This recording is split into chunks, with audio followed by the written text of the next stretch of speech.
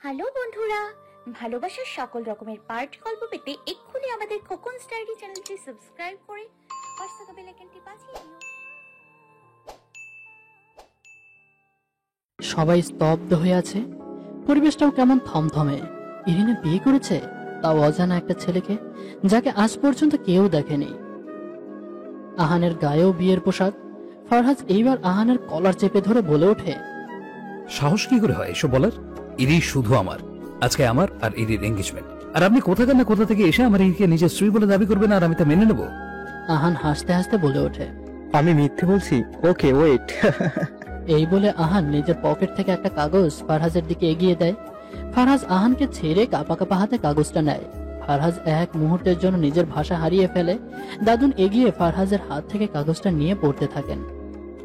এটা একটা registry paper, স্পষ্ট দেওয়া আছে এখানে আহান ও ইরিনা আইনতভাবে স্বামী স্ত্রী। ফারহাজ কিছুক্ষণ চুপ থেকে ইরিনের দিকে শান্ত দৃষ্টিতে নিক্ষেপ করে বলে ওঠে, ইরি তোমার কাছে জানতে চাই, মিস্টার আহান যা বলছে তা সত্যি না, তাই না? বলো না ইরি সব মিথ্যে সব। ইরিনার চোখ থেকে টুক করে জল গড়িয়ে পড়ছে। আহান নিজের কলার ঠিক করতে করতে বলে ওঠে, মিস্টার ফারহাজ একজন আইনের লোক হয়ে আপনি রেজিস্ট্রি পেপার দেখে বুঝেন না ইরিনা আমার legal wife Mrs Ahan Ahmed? Farhad চিৎকার করে বলে, মানি না আমি এই বিয়ের কোনো মূল্য নেই। ফারহাজের চিৎকারে ফিহা কেঁপে ওঠে। ফিহা একবার আহানের দিকে তাকায়। সেদিনের লোকের সাথে কেমন যেন একটা মিল আছে। লোকটাকে ফিহার কাছে কেমন একটা আপন মনে হচ্ছে। আপনি না মানলে আর কি করার আছে মিস্টার ফারহাজ, এটাই সত্যি। ফারহাজ ইরিনার কাছে ইরিনার হাত দুটো নিয়ে বলে ওঠে, ইরিনা, এই ইরিনা, কিছু তো বলো। ইরিনা নিজের হাত দুটো ফারহাজ থেকে ছাড়িয়ে নেয়। ফারহাজ, নিজেকে সংযত করো। আমার স্বামীর সামনে আমার হাত ধরার কোনো রাইট তোমার নেই। ফারহাজ ইরিনার হাত ছেড়ে দেয়। রিহা এইবার এগিয়ে বলে ওঠে, আমি যখন কানাডায় পড়তে যাই তখন সেখানে আহানের সাথে আমার পরিচয়। আমরা এক সময় একে অপরকে ভালোবেসে ফেলি, কিন্তু ফারহাজের সাথে আমার বিয়ে ঠিক হয়ে যাওয়ায় আমি আর কাউকে আহানের কথা বলতে পারিনি। কিন্তু যখন দেখলাম আমি আহানকে ছাড়া থাকতে পারছি না, তখন আমি সিদ্ধান্ত নিয়েছিলাম আমি আমার ভালোবাসা আহানকেই বিয়ে করব। ইরিনা কথাটি বলার সাথে সাথেই মিস্টার রিক সকলের সামনে ইরিনাকে ঠাস করে চড় লাগিয়ে দেয়। বাবা, আমার সব মান সম্মান তুমি কিছু রাখলে না, সকলের সামনে আমাকে ছোট করলে। ইরিনা নিজেকে সামলিয়ে বলে ওঠে, আমি আর কি করতাম, আমি ভালোবাসি আহানকে। কথাটি বলতেই ফারহাজ কিছুটা জোরে হেসে ইরিনার দিকে তাকিয়ে বলে ওঠে, আজকে এই লোকটা তোমার ভালোবাসা হয়ে গেল? বিদেশে গিয়ে তোমার ভালোবাসার রং বদলে গেল? তাহলে আমার ভালোবাসাটা কি? Answer me Irina. Sorry Mrs Ahan Ahmed. Farhaz কথাটি হেসে বললেও সেই কথাতে রয়েছে এক প্রকার বিষাদ। প্রচন্ড পরিমাণে রেগে আছে ফারহাজ। ইরিনা মাথা নিচু করে ফেলল। সত্যি এই মেয়েকে আমরা এতদিন বড় করেছি, যার মধ্যে একটু লজ্জা নেই। ছি। মিসেস রিহাও কেঁদে দিলেন। এখানে আর কি করার আছে, মেয়ে জামাইকে মেনে নিন শ্বশুরজি। মেনে নেব? কখনোই না। আজ থেকে আমি জানবো আমার কোনো মেয়ে নেই। ইরিনা কান্নামাখা কণ্ঠে বলে ওঠে, বাবা, চলে যাও। আহান এক পলক ফিহাকে দেখে নেয়। সে অবাক চোখে আহানের দিকে তাকিয়ে আছে। বড্ড ইচ্ছে করছে বোনটার কাছে যেতে, কিন্তু সে নিরুপায়। ফারহাদ সহ সবাইকে সে এক পলক দেখে নিল। এই মির্জা প্রত্যেক মানুষকে সে ঘৃণা করে। এখন তো সবে শুরু। আগে আগে কারো কত কিছু আহান করবে তার কোনো হিসেব নেই। আপাতত আহানের কাছে। আহান ইরিনার উদ্দেশ্যে বলে, চলো। ইরিনা ঠায় দাঁড়িয়ে থাকে। ফারহাজ এক পলক ইরিনাকে দেখে নিল, কিন্তু আজ ইরিনা ফারহাজের চোখে চোখ রাখার সাহস পাচ্ছে না।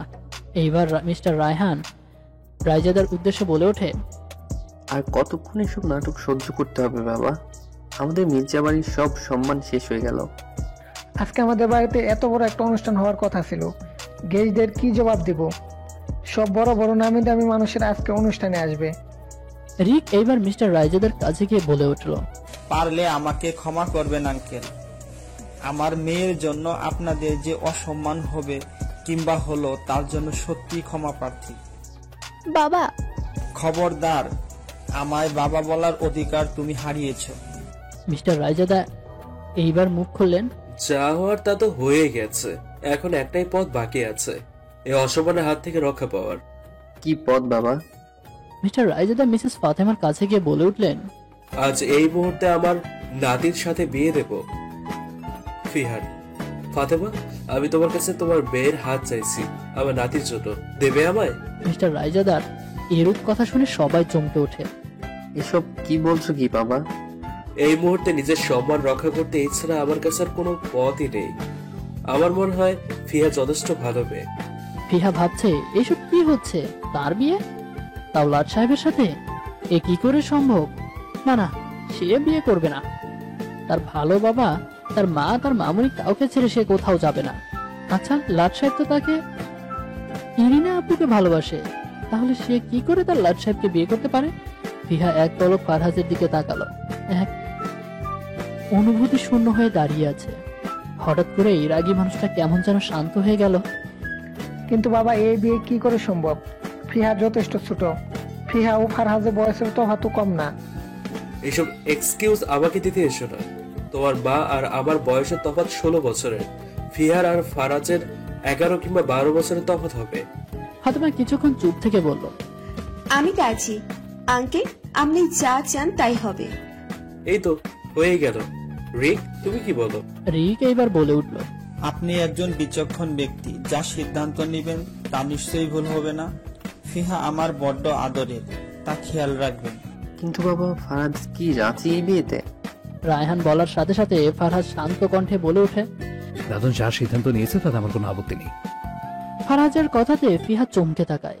ইরিনা ফারহাজের সামনে গিয়ে বলে উঠল, ফারহাজ, তুমি ফিহাকে কিভাবে বিয়ে করতে পারো?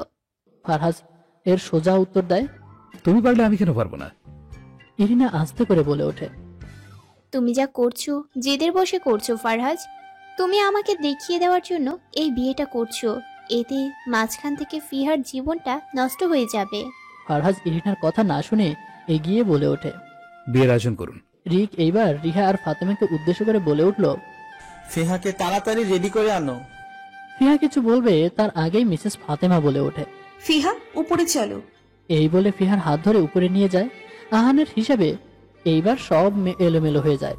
তার আদরের বোন কিনা ওই মির্জা বাড়িতে বউ হয়ে যাবে, যে মির্জা বাড়ির সকলকে সে ঘৃণা করে, কিন্তু এখন তো কিছুই করতেও পারবে না। রাগে নিজের হাত দুটো মুষ্টিবদ্ধ করে ফেললো। নিজের জন্য বোনের জীবনটা নষ্ট হয়ে যাচ্ছে। এদিকে ফিহা বারবার তার মাকে বোঝানোর চেষ্টা করছে, মা দেখো, এই বিয়েটা করবো না, তোমাকে ছাড়া আমি কি করে থাকবো? যা হচ্ছে তা ভালোর জন্যই হচ্ছে। এখন শাড়িটা পরে নে, আমি তোকে কোনো রকম সাজিয়ে দিই। ফিহা অবাক মানে তার মায়ের দিকে তাকায়। তার মা কেমন যেন পাল্টে গেল। তখনই রিহা এসে বলে উঠল। ফিহা উঠে দাঁড়িয়ে রিহার কাছে গিয়ে বলে ওঠে, মামুনি, মাকে একটু বোঝাও না, আমি এই বিয়ে করবো না। রিহা ফিহার চোখের জলটুকু মুছিয়ে বলে ওঠে। ফিহা ফুপিয়ে ফুপিয়ে কাঁদে ওঠে। ফিহাকে ফারহাজের পাশে বসানো হলো। কাজী সাহেবও চলে এসেছে। ফিহা নিজের পাশে ফারহাজের দিকে তাকায়। একটা মেরুন কালারের শার্টেও কত সুন্দর লাগছে তার লাট সাহেবকে, কিন্তু লাট সাহেব একবারও ফিহার দিকে তাকায়নি। তার দৃষ্টি নিচে। আহান ভালো করে ফিহাকে দেখে নিল। হালকা মেরুন কালারের শাড়ি, হালকা গয়না, কি অপূর্ব লাগছে। পূর্ণ একজন নারী লাগছে ফিহাকে। আফসোস, এই বিয়ে আজকে আটকাতে পারছে না আহান। ইরিনার বড্ড কষ্ট হচ্ছে। তার ভালোবাসার মানুষটি তারই চোখের সামনে অন্য কারো হয়ে যাচ্ছে। তখনই কাজী সাহেব ফারহাজকে উদ্দেশ্য করে বলে ওঠেন, আপনি কি এই বিয়েতে রাজি? বলুন কবুল। ফারহাজ কিছুক্ষণ সোহির সাথে ইরিনের চোখে গভীর দৃষ্টি নিক্ষেপ করলো, যেখানে আছে শুধুই অভিমান, রাগ আর ঘৃণা। কবুল, কবুল, কবুল। ইরিনের বুকে যেন বারবার কেউ ছুরি আঘাত করছে। অপমানের চোখ জ্বলজ্বল করে উঠল। কাজী সাহেব এবার ফিহাকে উদ্দেশ্য করে বলে উঠল, বলো মা, কবুল। ফিহা সকলের দিকে একবার তাকালো। গলা থেকে কেন যেন কথা বের হচ্ছে না, কান্না পাচ্ছে ভীষণ। ফারহাজের দিকে তাকিয়ে বলে উঠল, কবুল, কবুল, কবুল। সবাই আলহামদুলিল্লাহ বলল। এখন থেকে আপনারা বিয়ে নামক পবিত্র বন্ধনে আবদ্ধ হয়ে গেলেন। বাসরাতে বিছানায় বসে চোখের জল ফেলছে ইরিনা। তার বাবা তাকেও ত্যাগ করেছে। ফারহাজের চোখেও সে দেখছে এক রাশ ঘৃণা।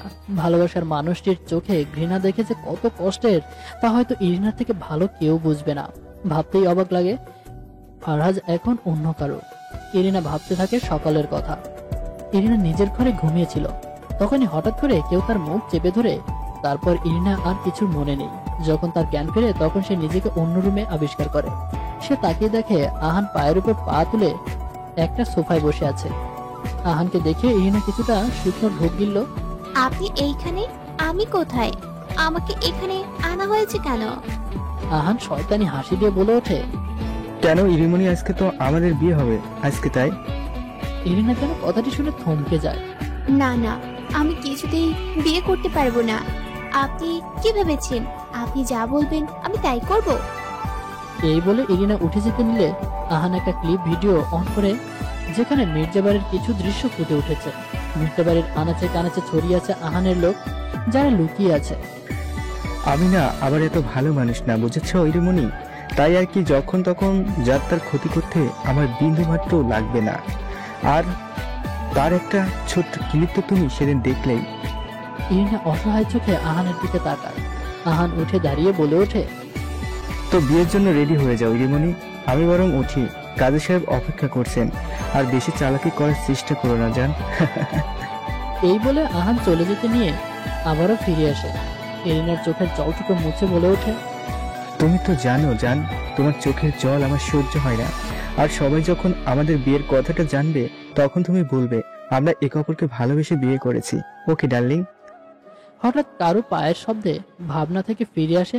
দরজার দিকে তাকিয়ে দেখে আহান এসেছে। আহানকে দেখে সে তাড়াতাড়ি উঠে পড়ে, বলে ওঠে, একদম আমার কাছে আসার চেষ্টা করবেন না, বলে দিচ্ছি খুন করে ফেলবো। আপনার সব অন্যায় আমি সহ্য করেছি। আহান কিছুটা বাঁকা হেসে ইরিনার দিকে এগিয়ে বলে ওঠে, যদি করি কি করবে তুমি আমার ইরিমনি? কিচ্ছু করতে পারবে না আমার। ইরিনা পিছিয়ে যায়। আহান আরেকটু ইরিনার দিকে এগিয়ে গিয়ে বলে ওঠে, স্বামীর অধিকার ফলানোর কোনো ইচ্ছেই আমার নেই, বিকজ আমি তোমাকে ভালোবাসি না। তোমাকে টাচ তো দূরে থাক। ইরিনা অবাক হয়ে আহানের দিকে তাকায়। এই লোকটা ক্ষণে ক্ষণে রং বদলাচ্ছে।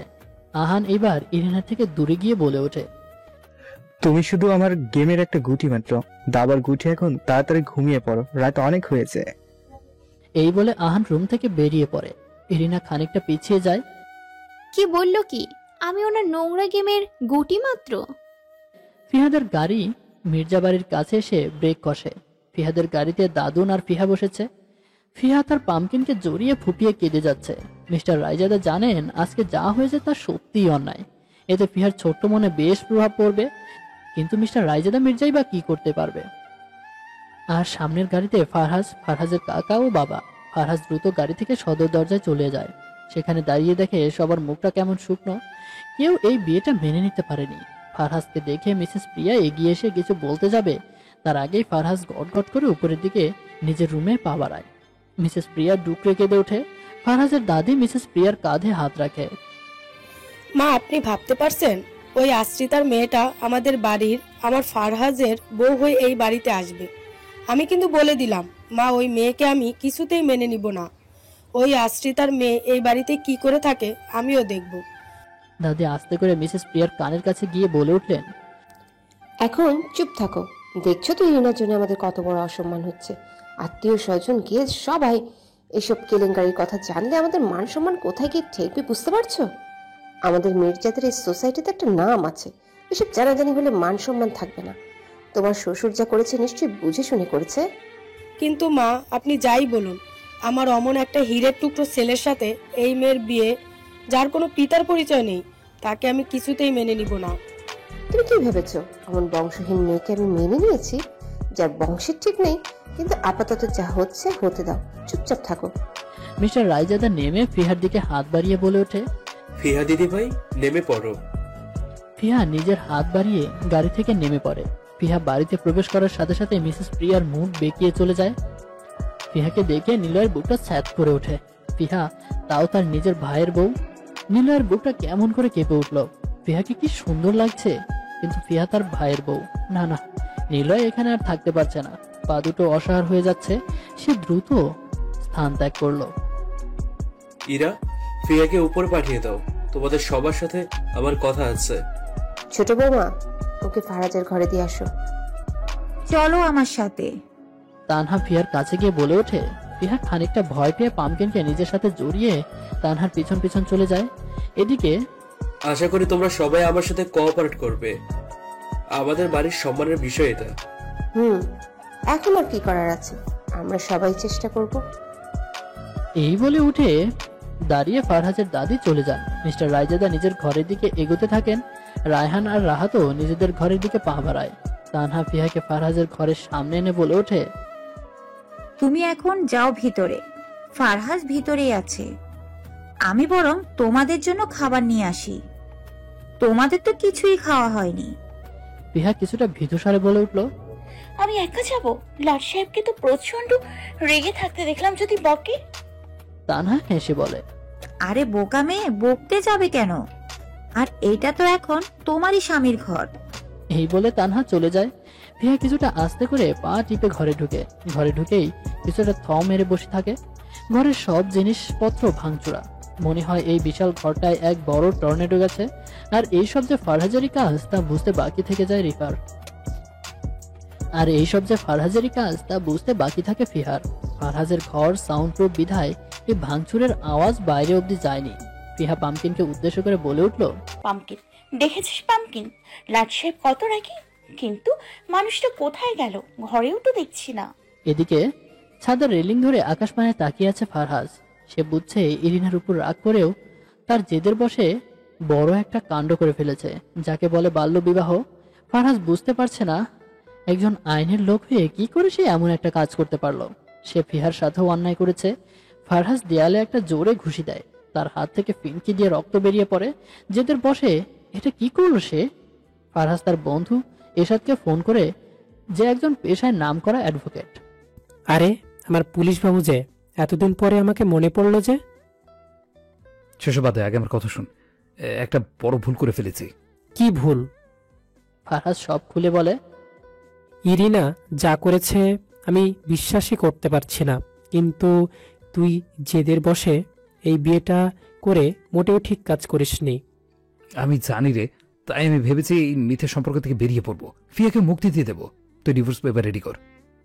কিন্তু এখন তো সম্ভব না, ডিভোর্স বিয়ের 6 মাস আগে গ্র্যান্টেড হয় না। তা আমি জানি, কিন্তু এখন আমি আপাতত ডিভোর্সের জন্যই অ্যাপ্লাই করব। ফিহা কিছুক্ষণ রুমটায় ঘুরে ঘুরে দেখতে লাগলো। বেশ বড় ঘর, চারপাশে শুধুই লাট সাহেবের ছবি। একটা মানুষের স্টাইল এত সুন্দর, লোকটাও ভারী সুন্দর। এর আগেও এই ঘরে সে এসেছিল, কিন্তু তখন তার ঘটনা মনে পড়তেই ফিহার শরীর শিউরে ওঠে। কেমন একটা ভয়ঙ্কর সেই অনুভূতি।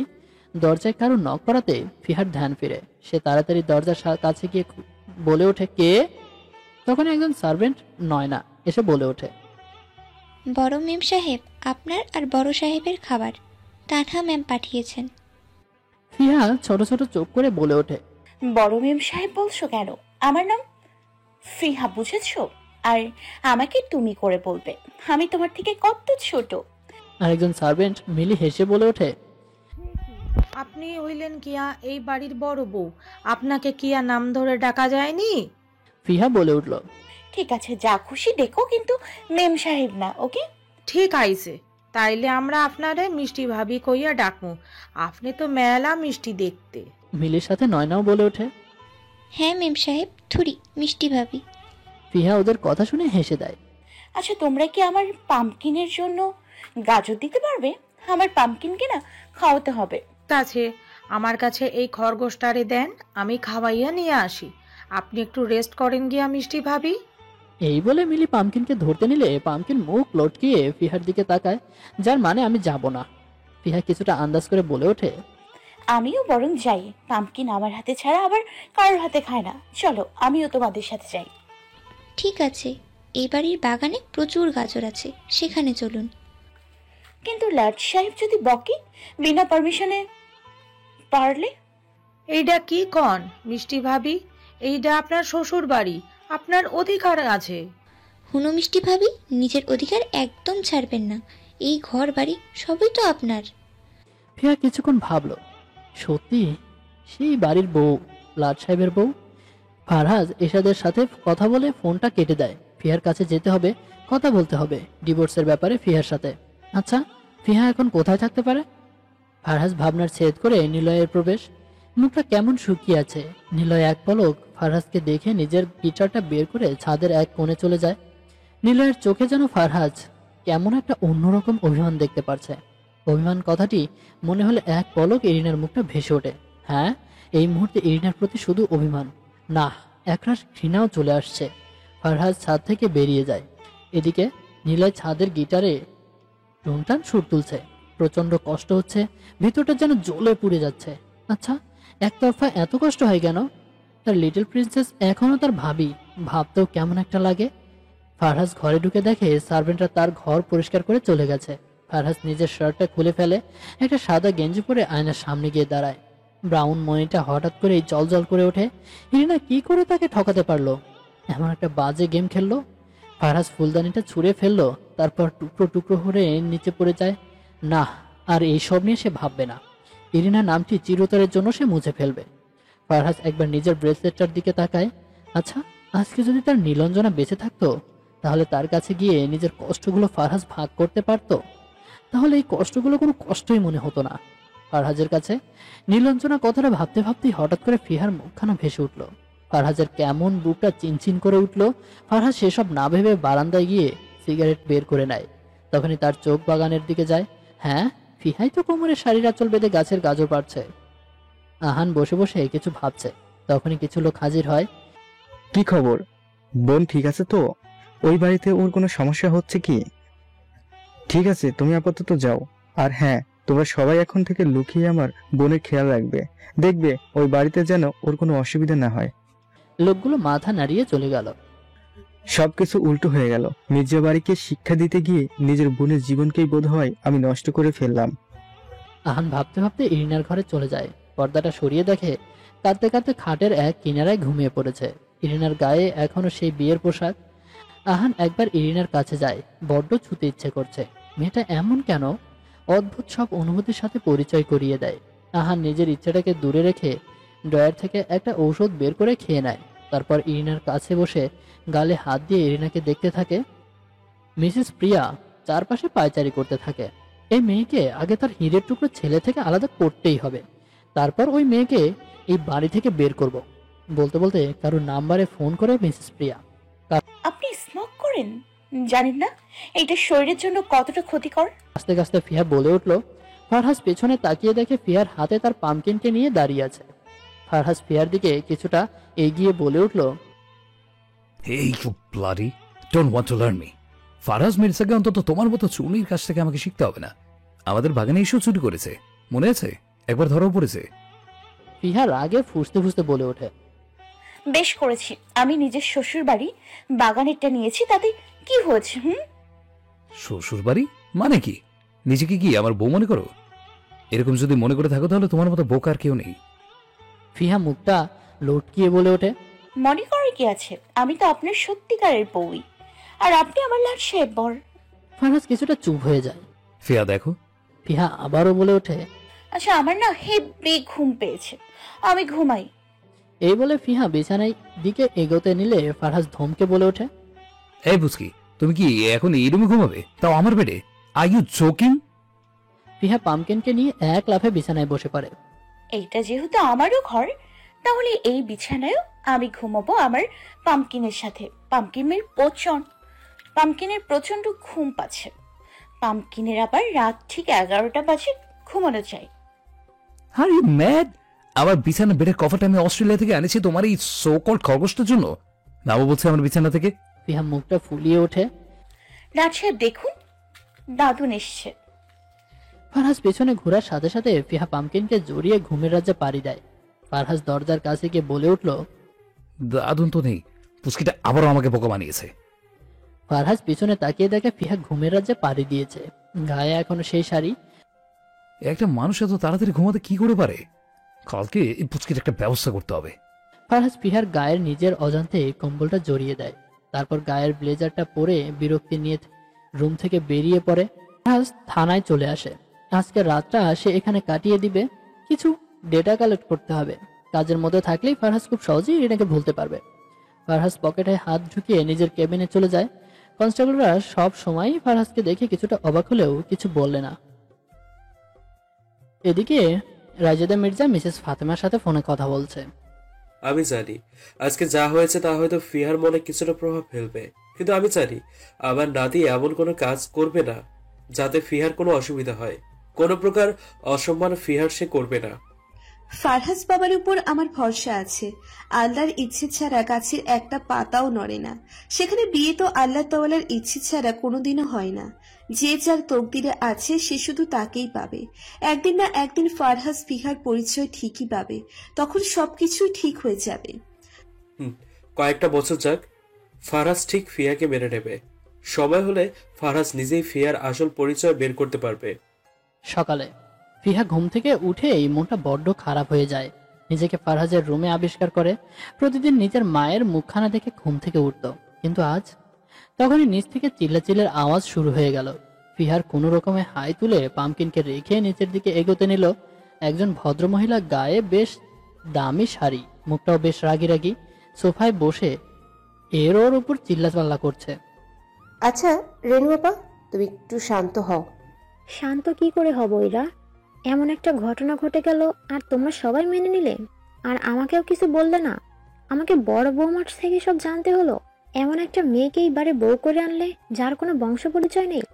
আমাদের হীরের টুকরো ছেলে ফারহাজ, তার সাথে একজন আশ্রিতার মেয়ে বিয়ে, আমি কিছুতেই মানতে পারছি না। আমরা কি আর ইচ্ছে করে মানতে চেয়েছি? বাবা যে এইভাবে সম্মান রক্ষা করার জন্য এই মেয়েকে বাড়ির বউ করে আনবে, তা আমরা কি করে জানবো? রেনু আপা, এত সবকিছু এত তাড়াতাড়ি হয়ে গেল যে বলতে পারিনি, এক প্রকার বলা হয়নি। রেনু বেগম মিস্টার রায়জাদা মির্জার একমাত্র বড় বোন। গ্রামের বাড়িতেই তিনি থাকতে পছন্দ করেন। তার ছেলে মেয়ে সবাই বিদেশে পাড়ি জমিয়েছে। ফারহাজ তার বড্ড আদরের নাতি। কথাগুলো শুনে অজান্তেই ফিহার চোখ থেকে জল গড়িয়ে পড়ল। বিয়ের দ্বিতীয় দিনই তাকে বলা হচ্ছে সে একজন আশ্রিতার মেয়ে, যার কোনো বংশ পরিচয় নেই। আচ্ছা, এতে কি তার বিন্দুমাত্র দোষ আছে? ফিহা ফুপিয়ে কেঁদে ওঠে। ফিহা দৌড়ে চলে যায় তার ঘরে। আজ এই বাড়ির লোকেরা তার জায়গাটা তাকে বুঝিয়ে দিল। মিস্টার রায়জাদা এইসব শুনে ভীষণ রেগে যান। তিনি কিছু বলবেন তার আগেই তখনই কেউ বলে ওঠে, আমার বউকে এমন সেটা না হয় আমার উপরেই ছেড়ে দাও দিদা। আমার বউয়ের বংশ পরিচয় নিয়ে কথা বলার রাইট আমি কাউকে দেইনি। ফারহাজের কণ্ঠস্বর শুনে সবাই পিছনে তাকায়। ফারহাজ সবে থানা থেকে ফিরেছে। দরজায় ঢোকার সাথে সাথেই এরকম কথা শুনে সে আর নিজেকে ঠিক রাখতে পারে না। বাহ ফারহাজ দাদা ভাই, এই বয়সে আমাকে এইটাও শোনার বাকি ছিল। এখন তুমি আমাকে অধিকার শিখাবে? কালকে মাত্র তোমাদের বিয়ে হলো, আর কালকেই ওই 2 দিনের চুকরি তোমার হাত ধরে ফেললো। মিসেস প্রিয়া কিছুটা কান্নার সুরে বলে ওঠে, ওই মেয়েটা নিশ্চিত জাদু জানে। ফারহাজ এবার নিজের রাগটুকু দমিয়ে বলে ওঠে, মা, রেনু দিদা না হয় শেখলার মানুষ, কিন্তু তুমি তো শিক্ষিত। এইসব কি ভাষা? জাদু হাত করা? কেউ আমাকে না হাত করেছে, আর না কেউ আমাকে জাদু করেছে। নিজেদের মন মানসিকতা একটু উন্নত করো, দেখবে এসব বাজে চিন্তা আর আসবে না। এই বলে ফারহাজ কটকট করে উপরে চলে যায়। মিস্টার রায়জাদা সবকিছু দেখে মুচকি হাসলেন। সত্যি তাকে আর তার ফিহার জন্য ফাইট করতে হবে না, তার নাতি একাই যথেষ্ট।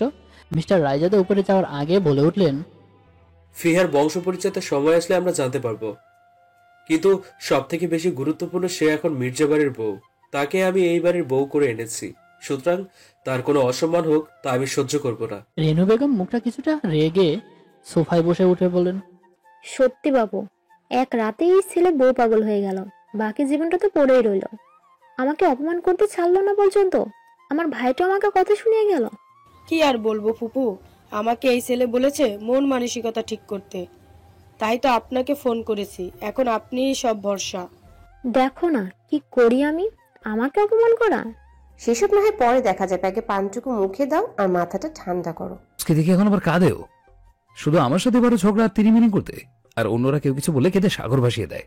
রেনু বেগম মুখটা কিছুটা রেগে সোফায় বসে বলে ওঠেন, আমি মোটেও তিরিং বিরিং করি না। ফিহা তো গুড গার্ল, তাই না? আর আমি কই কাঁদছিলাম? আমি একটু কাঁদছি না। ফারহাজ ফিহার দিকে এগিয়ে ধমকে বলে ওঠে, আবারও কাঁদছো কেন? ফারহাজের ধমকে ফিহা আবারও কেঁদে দেয়। ফারহাজ নিজের রাগটাকে কন্ট্রোল করে বলে ওঠে, ফিয়া, আমি তোমাকে কাঁদতে মানা করছি আর তুমি আরো জোরে কেঁদে যাচ্ছ। কাঁদবো না তো কি করব? আপনি তো আমাকে শুধু বকা দেন, ধমক দেন। পচলা আচ্ছাই পর। ফারহাজ ফিহার চোখের পানি মুছিয়ে বলে, ডোন্ট ক্রাই, জাস্ট ডোন্ট। একদম কাঁদবে না। এইসব তিরিং না করে প্রতিবাদ করতে শেখো। নিজের ঝগড়ার টেকনিকগুলো ইউজ করো, তুমি তো ঝগড়ায় ভারী এক্সপার্ট। এই বলে ফারহাজ একটা টাওয়াল হাতে নিয়ে ওয়াশরুমে চলে যায়। তখনই নয়না এসে বলে ওঠে, মিষ্টি ভাবি কই আপনি?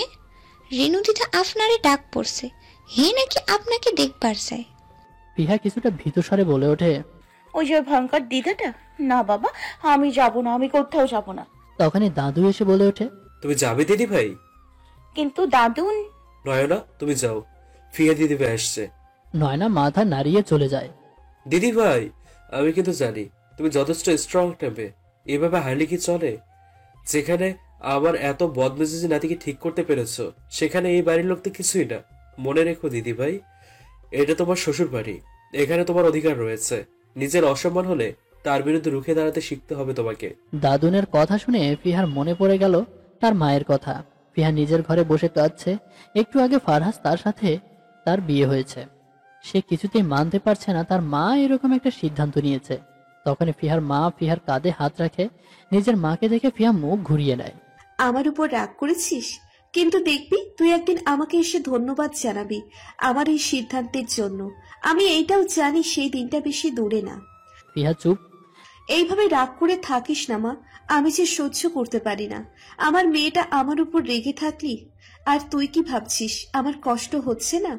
আমার কলিজার টুকরাটা আজ শ্বশুর বাড়ি চলে যাচ্ছে। ফিহা তার মাকে জড়িয়ে ধরে কেঁদে দেয়। ফিহার মায়ের চোখেও জল।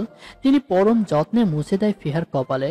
চুমু খেয়ে বলে ওঠে, শোন মা, শ্বশুর বাড়িতে যাচ্ছিস, মনে রাখবি এখন থেকে ওই বাড়িটা তোর। নিজের অধিকারটা ভুলে যাবি না। সবাইকে আপন করে নিবি। মানুষের বিয়ের মতো বিয়ে একবারই হয়। বিয়ের মতো পবিত্র বন্ধনে আবদ্ধ হয়েছিস ফারহাসদের সাথে। ফারহাস এখন তোর বর, বুঝেছিস? দাদুনের ডাকে ফিহা হুঁশে ফিরে। দিদি ভাই। ফিহা এইবার চোখের জলটুকু সম্পূর্ণ মুছে বলে ওঠে, আমি বুঝে গিয়েছি দাদু, এখন সবকিছু আমার উপর ছেড়ে দাও। এখন থেকে দেখবা ফিহা মির্জার নতুন রূপ। ফিহা গালে হাত দিয়ে পামকিনকে নিয়ে বসে আছে। ফারহাজ ওয়াশরুম থেকে বেরোনোর সাথে সাথে ফিহা চিৎকার দিতে গিয়েও দিল না।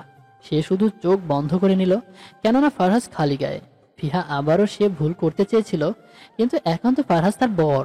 সে এক পলক ফারহাজকে দেখে নেয়। ফর্সার শরীরে বিন্দু বিন্দু জল রয়েছে। ফিহার আজকে বড্ড লজ্জা পাচ্ছে। ইচ্ছে করছে ছুটে রুম থেকে বেরিয়ে যেতে। আচ্ছা, লাট সাহেব এইরকম কেন? নির্লজ্জ টাইপ, বুঝে না? তার এইরকম রূপে ছোট্ট ফিহার বুকটা কেমন করে ওঠে। ফারহাজ ফিহাকে গুরুত্ব না দিয়ে আয়নার সামনে গিয়ে চুলগুলো টাওয়াল দিয়ে ঝাড়তে থাকে। আজকে সে কিছুটা হ্যাপি, একটা বড় ক্লু পেয়েছে। জেল নিয়ে চুলগুলো সেট করে বলে ওঠে, কি হলো?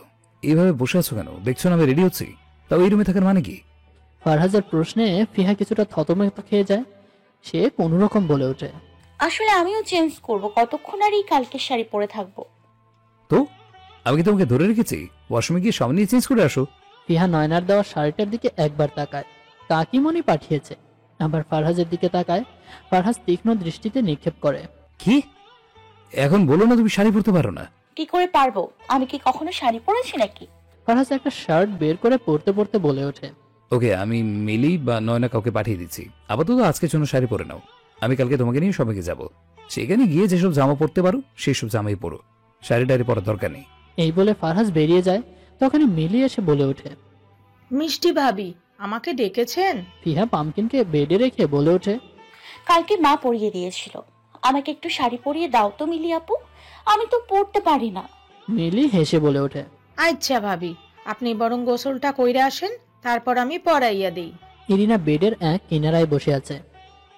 সামনেই এক গাধা খাবার, কিন্তু সে কিছুতেই খাবে না। খাবে না মানে খাবেই না। আহান চোখগুলো ছোট করে ইরিনার দিকে তাকিয়ে আছে। খাচ্ছ না কেন? আমি খাবো না, আপনি এখান থেকে যান তো। আমার বাড়ি, আমার ঘর, আর তুমি আমাকে ঘর থেকে বেরোতে বলছো? চুপচাপ খেয়ে নাও বলছি।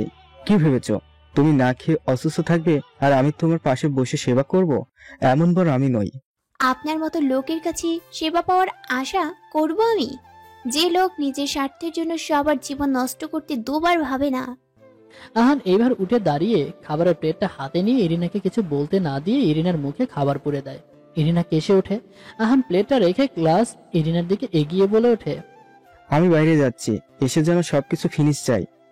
এই বলে আহান নিজের গাড়ির চাবি নিয়ে বেরিয়ে পড়ে। আহান গাড়িতে ওঠার সাথে সাথে কেউ তাকে ফোন করে। হ্যাঁ বলো। স্যার, ফারহাস মির্জা আমাদের বিরুদ্ধে অনেক ইনফরমেশন কালেক্ট করেছে। হয়তো আমাদের ফিট দেওয়ার খবরও পেয়ে গেছে। কালকে রাতে থানায় এসেছিল। আহান কিছুটা চিন্তিত হয়ে বলে ওঠে, ওকে, তুমি রাখো। অ্যান্ড ফারহান মির্জাকে সবসময় ফলো করবে, ও মোটেও সুবিধার না। Okay sir. আহান ফোনটা রেখে ড্রাইভিং শুরু করে। সবকিছুই উল্টো হচ্ছে। ফারহাজ তো ইরিনার শোকে ঘরে ঘাপটি মেরে থাকার কথা। ফারহাজ মির্জা সত্যি প্রশংসার যোগ্য। আহান ঠোঁটের হাসিটা বাঁকা করে বলে ওঠে, গেমটা ইন্টারেস্টিং হচ্ছে, আমিও দেখতে চাই ফারহাজ মির্জা কতদূর যেতে পারে। আহান বের হওয়ার সাথে সাথে ইরিনার খাবারগুলো রেখে দেয়। এই লোকটা চায় কি? বড্ড অদ্ভুত প্রকৃতির লোক। আচ্ছা, উনি কোথায় গেল? ফারহাজের ক্ষতি করতে? ইরিনা উঠে নিজের ফোনটা খুঁজতে থাকে, কিন্তু কোথাও পাচ্ছে না। তখন একটা ছোট্ট চিরকুট সে পেল। সেখানে লেখা আছে, এই লোকটা কি করে জানলো না খেয়ে থাকলে আমি অসুস্থ হয়ে যাই, খিদে সহ্য করতে পারি না? রেনু বেগম পানটা মুখে তুলে বলে ওঠে, কি বউ এনেছো হ্যাঁ? এত দেমাগ, সে কখন থেকে ডাক পাঠানো হয়েছে আর এখনো তার দেখা নাই। হাই আল্লাহ, রক্ষে করো। তখনই তানহা বলে ওঠে, আসলে ফিহার জন্য আমি শাড়ি পাঠিয়েছি, বোধহয় রেডি হচ্ছে। তুই আবার অন্তত ওই মেয়ের হয়ে সাপাই দিস না। তখনই কেউ বিরক্ত সুরে বলে ওঠে, আচ্ছা এই বাড়ির সবাই এত চিল্লা পাল্লা করছে কেন? এতে পারমিশনের কতটা, এতে পরিবেশের কতটা ক্ষতি হচ্ছে, এতে পরিবেশের কতটা ক্ষতি হয় জানেন? তাকিয়ে দেখে ফিহা তার পামকিনকে নিয়ে নিচে নামছে। চোখ মুখে বড্ড বিরক্তির ছাপ। মানেটা হলো এত শব্দ দূষণ হয় কেন? পড়েননি? এই মেয়ে আমাদের ফারহাজের বউ। এই পুস্কি মেয়ে আমার নাতিকে জাদু করেছে। ফিহা এইবার দৌড়ে নিচে নেমে বলে ওঠে, আমি জাদু পারি? ওয়াও, আর আমি এতদিন জানতাম না। এই বলে ফিহা খুশিতে লাফাতে থাকে। এইসব কি করছো? বড়দের সামনে কেউ নাচে? কাকে কি বলছেন মা? এই মেয়ে বড্ড অসভ্য। ফিহা জোরে জোরে চিৎকার করে কেঁদে দেয়। ফিহার চিৎকারে সবার কান হাতে। এই মেয়ে, এই থামো। আমাকে আজ পর্যন্ত কেউ অসভ্য বলেনি, আর আমার মাদার ইন ল আমাকে আজকে অসভ্য বললো। আরে বোন থাম। আচ্ছা তুমি নাচো, কিন্তু থামো। এত জোরে চিৎকার করে কাঁদলে মানুষ ভাববে আমরা তোমাকে অত্যাচার করছি। ফিহার চিৎকারে নিলয়ও নিচে চলে আসে।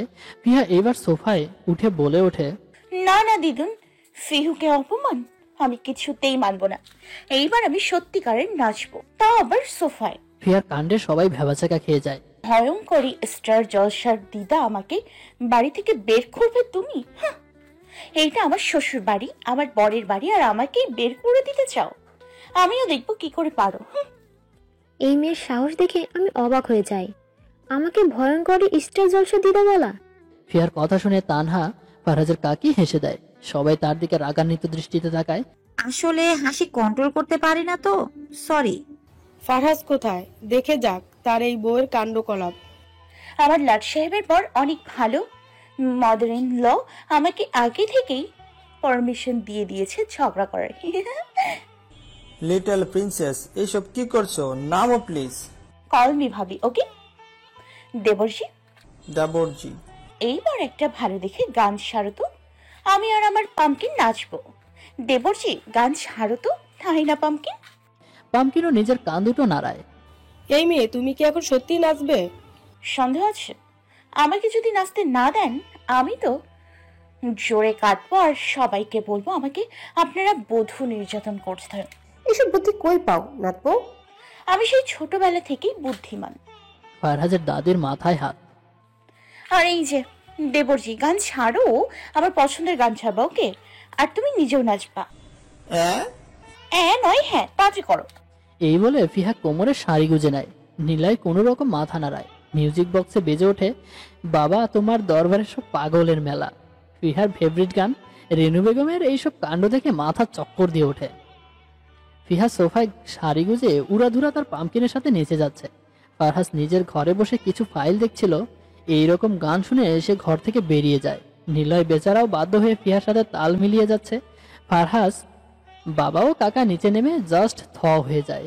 মিসেস ইরা, রেনু বেগম এবং মিসেস প্রিয়া মাথায় হাত দিয়ে বসে আছে সোফায়।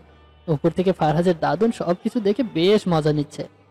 ফারহাজ নিজের ঘর থেকে বেরিয়ে এসে বলে ওঠে, এসব হচ্ছেটা কি দাদুন? নাতি, এত কিছু ভাবতে চেও না, যা হচ্ছে হতে দাও। তিনি আর কিছু না বলে নিজের ঘরে চুপচাপ চলে যায়। ফারহাজ কিছু বলতে গিয়েও বলতে পারলো না। তার আগেই তার ফোনে কল চলে আসে। রূপ ফোন করেছে। সে কিছু না ভেবে ফোনটা রিসিভ করে নিজের ঘরে চলে যায়। তানহা নিজের হাসি থামাতেই পারছে না। মিস্টার রায়হান, ফারহাজের বাবা, এইবার কিছুটা ধমকের সুরে বলে উঠল, কি হচ্ছে কি এখানে? ফারহাজের বাবার ধমকে ফিহা থেমে যায়। বাড়ি নাকি অন্য কিছু? সকাল সকাল এত জোরে কেউ গান বাজায়?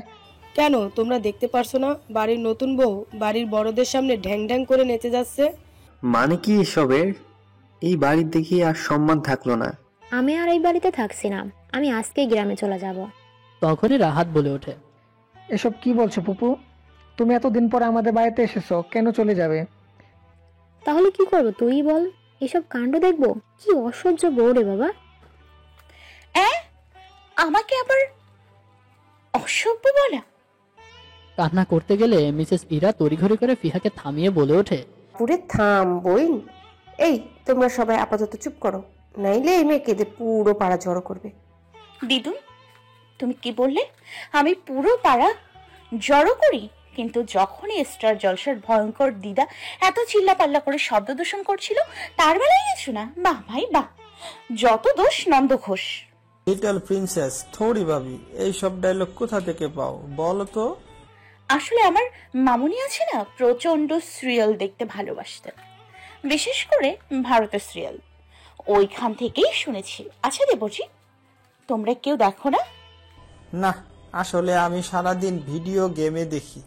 কিন্তু তুমি কোন সিরিয়ালের কথা বলছো? ওই যে কুটনিদের সিরিয়াল স্টার জলসায় দেখানো হয়, ওইসব সিরিয়াল দেখলে প্রচন্ড কুটনামি শেখা যায়। তখনই তানহা বলে ওঠে, আমি দেখি তো, কিন্তু ভাবির থেকে কুটনি আমি কোনোদিনও হতেই পারলাম না।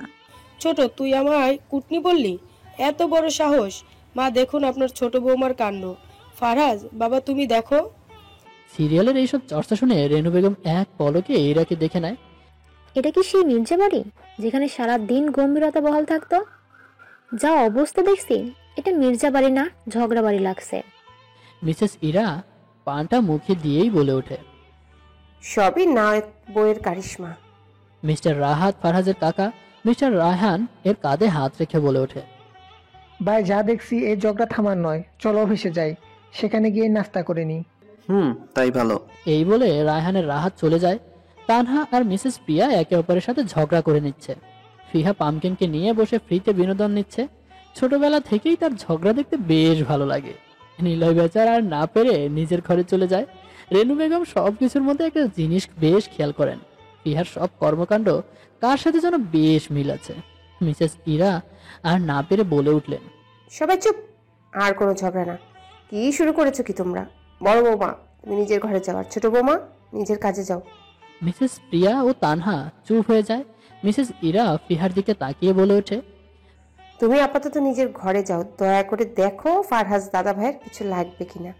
ফিহা আর কিছু না বলে চুপচাপ পামকিনকে নিয়ে চলে যায়। ফ্রিতে বেশ ভালোই বিনোদন নিয়েছে আজ। আপাতত তার লাট সাহেব বড়টা কি করছে সেটাই দেখার পালা। ফিহা ছোটাছুটি করে রুমে ঢুকতে গিয়ে পড়তে গিয়েও পড়লো না, কেননা ফারহাজ তাকে ধরে ফেলেছে। ফিহা একেবারে ফারহাজের বুকে লেপটে আছে। ফারহাজের বুকটা কেমন করে উঠল। মেয়েটা তার কাছে আসলে সে যেন নিজেকে নিয়ন্ত্রণ করতে পারে না, সবকিছু উল্টাপাল্টা হয়ে যায়। এ কেমন অনুভূতি? আরে ফারহাজ, এসব কি ভাবছিস তুই? ফিহা একটা পুচকি মেয়ে, ওকে নিয়ে এসব ভাবনা তোকে মানায় না। নিজেকে নিজে বকা দেয় ফারহাজ। নিজেকে সামলে নিয়ে ফারহাজের ধমকে বলে ওঠে, আচ্ছা পুচকি, তুমি কি একটু শান্ত থাকতে পারো না? এখনই তো পরিচিত নাকি? এই মেয়ে কবে বড় হবে হু নোস। ফিহা সেসবে কোনো খেয়াল নেই, সে তো তার লাট সাহেবকে দেখতে ব্যস্ত। নেভি ব্লু ব্লেজার সাথে সাদা শার্ট, চুলগুলো সেট করে একবারের যেন সাহেব, না না লাট সাহেব, ফিহার লাট সাহেব। ফারহাজ এইভাবে ফিহাকে তাকিয়ে দেখতে দেখে, কি হয়েছে, তোমরা এইভাবে তাকিয়ে আছো কেন? ফারহাজ এইভাবে ফিহাকে তাকিয়ে থাকতে দেখে মেজাজটা বিগড়ে যায় ফিহার। কেমন একটা নিরামিষ বর! ফিহারই তো বর, আর সে তাকাতে পারবে না? কেমন কথা! ফিহার এখন খুব করে বলতে ইচ্ছে করছে, আমার বর আমি দেখবো, তাতে কার কি? আমার বরটা এত সুন্দর যে তাকে সারাদিন শুধু দেখতে ইচ্ছা করে। কিন্তু মনের কথা মনেই রয়ে গেল, কিছু বলতে পারলো না। ফারহাজও কিছু না বলে ওয়ালেটটা নিয়ে চুপচাপ বেরিয়ে পড়ে। ইরিনা কোনো রকম ফ্রেশ হয়ে খাবারটা খেয়ে নেয়। কি আর করার, বজ্জাত লোকটা যখন বলে দিয়েছে খেতে, তা হবেই। ইরিনা রুম থেকে বেরিয়ে পড়ে। ডুপ্লেক্স একটা বাড়ি, বাড়িতে কেউ তেমন একটা থাকে না। বাড়িটা দেখেই বোঝা যাচ্ছে শহর থেকে কিছুটা দূরে, গ্রাম্য এলাকায়। হঠাৎ ইরিনার চোখ যায় একটা ছোট ফ্রেমে। একটা ছোট ছেলে, 11 বা 12 বছর হবে, তার কোলে ছোট একটি বাচ্চা মেয়ে। ছেলেটাকে দেখে কেমন যেন চেনা চেনা লাগছে ইরিনার। এদের কোথাও যেন দেখেছে সে। ইরিনা হাত বাড়াতে যাবে ফ্রেমটার দিকে, তখনই কেউ কেড়ে নেয় ফ্রেমটা। ইরিনা তাকিয়ে দেখে আহান।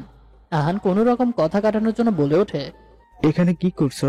আপনি ফ্রেমটা কেটে নিলেন কেন? দিন বলছি, আমি দেখব। ইরিনা এইবার কিছুটা জোর গলায় বলে ওঠে, এই ফিল্ম দিয়ে তুমি কি করবে? কি অধিকার আছে তোমার? হ্যাঁ, আহান কিছুটা বাঁকা চোখে ইরিনার দিকে তাকিয়ে বলে উঠল, আমি আপনার স্ত্রী, তা কি আপনি ভুলে যান? তুমি আমাকে নিজের স্ত্রী বলে দাবি করছো, তার মানে আমাকে নিজের স্বামী ভাবো, রাইট? ফিহা পা টিপে টিপে ইশিকার ঘরে প্রবেশ করে। মহারানী এখনো ঘুমে। ফিহা পামকিনকে ফিসফিস করে বলে, চিনতে পেরেছিস? পারবি কি করে? একে তো বাড়িতে দেখাই যায় না। দুপুর 2টা বাজে এখনো অবধি ঘুমোচ্ছে। একেবারে আমাদের মোটু স্যারের মতো। দাঁড়া, দেখাচ্ছি মজা। এই বলে ফিহা ইশিকার কাছে গিয়ে জোরে একটা চিল্লানি মারে। ঘুমের মধ্যে এমন হওয়া ইশিকা ধরফরিয়ে উঠে পড়ে। ইশিকা ফিহাকে দেখে কিছুটা রাগান্বিত সুরে বলে ওঠে, তুমি এই কাজটা তোমার, রাইট? How deer you! আমাকে এভাবে ডেকে তোলার রাইট তোমাকে কে দিয়েছে? কে তুমি? হ্যাঁ, কে?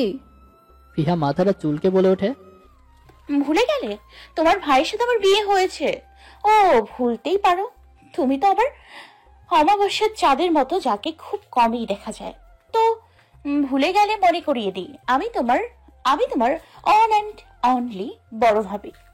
তোমাকে ডেকে তোলার রাইটটা আমার সম্পূর্ণ আছে। ভাবি? Bhabi my foot, just get lost from my room. আমার ঘুমের 12টা বাজিয়ে দিলে, জানো ভোর 6টায় আমি ঘুমিয়েছি। ভালো করে ঘুমটাও হলো না। ফিহা এবার তেরে এসে বলে উঠল, তোমার সাহসের যথেষ্ট তারিফ করতে তোমার সাহসের যথেষ্ট তারিফ করতে হয়তো ননদজি।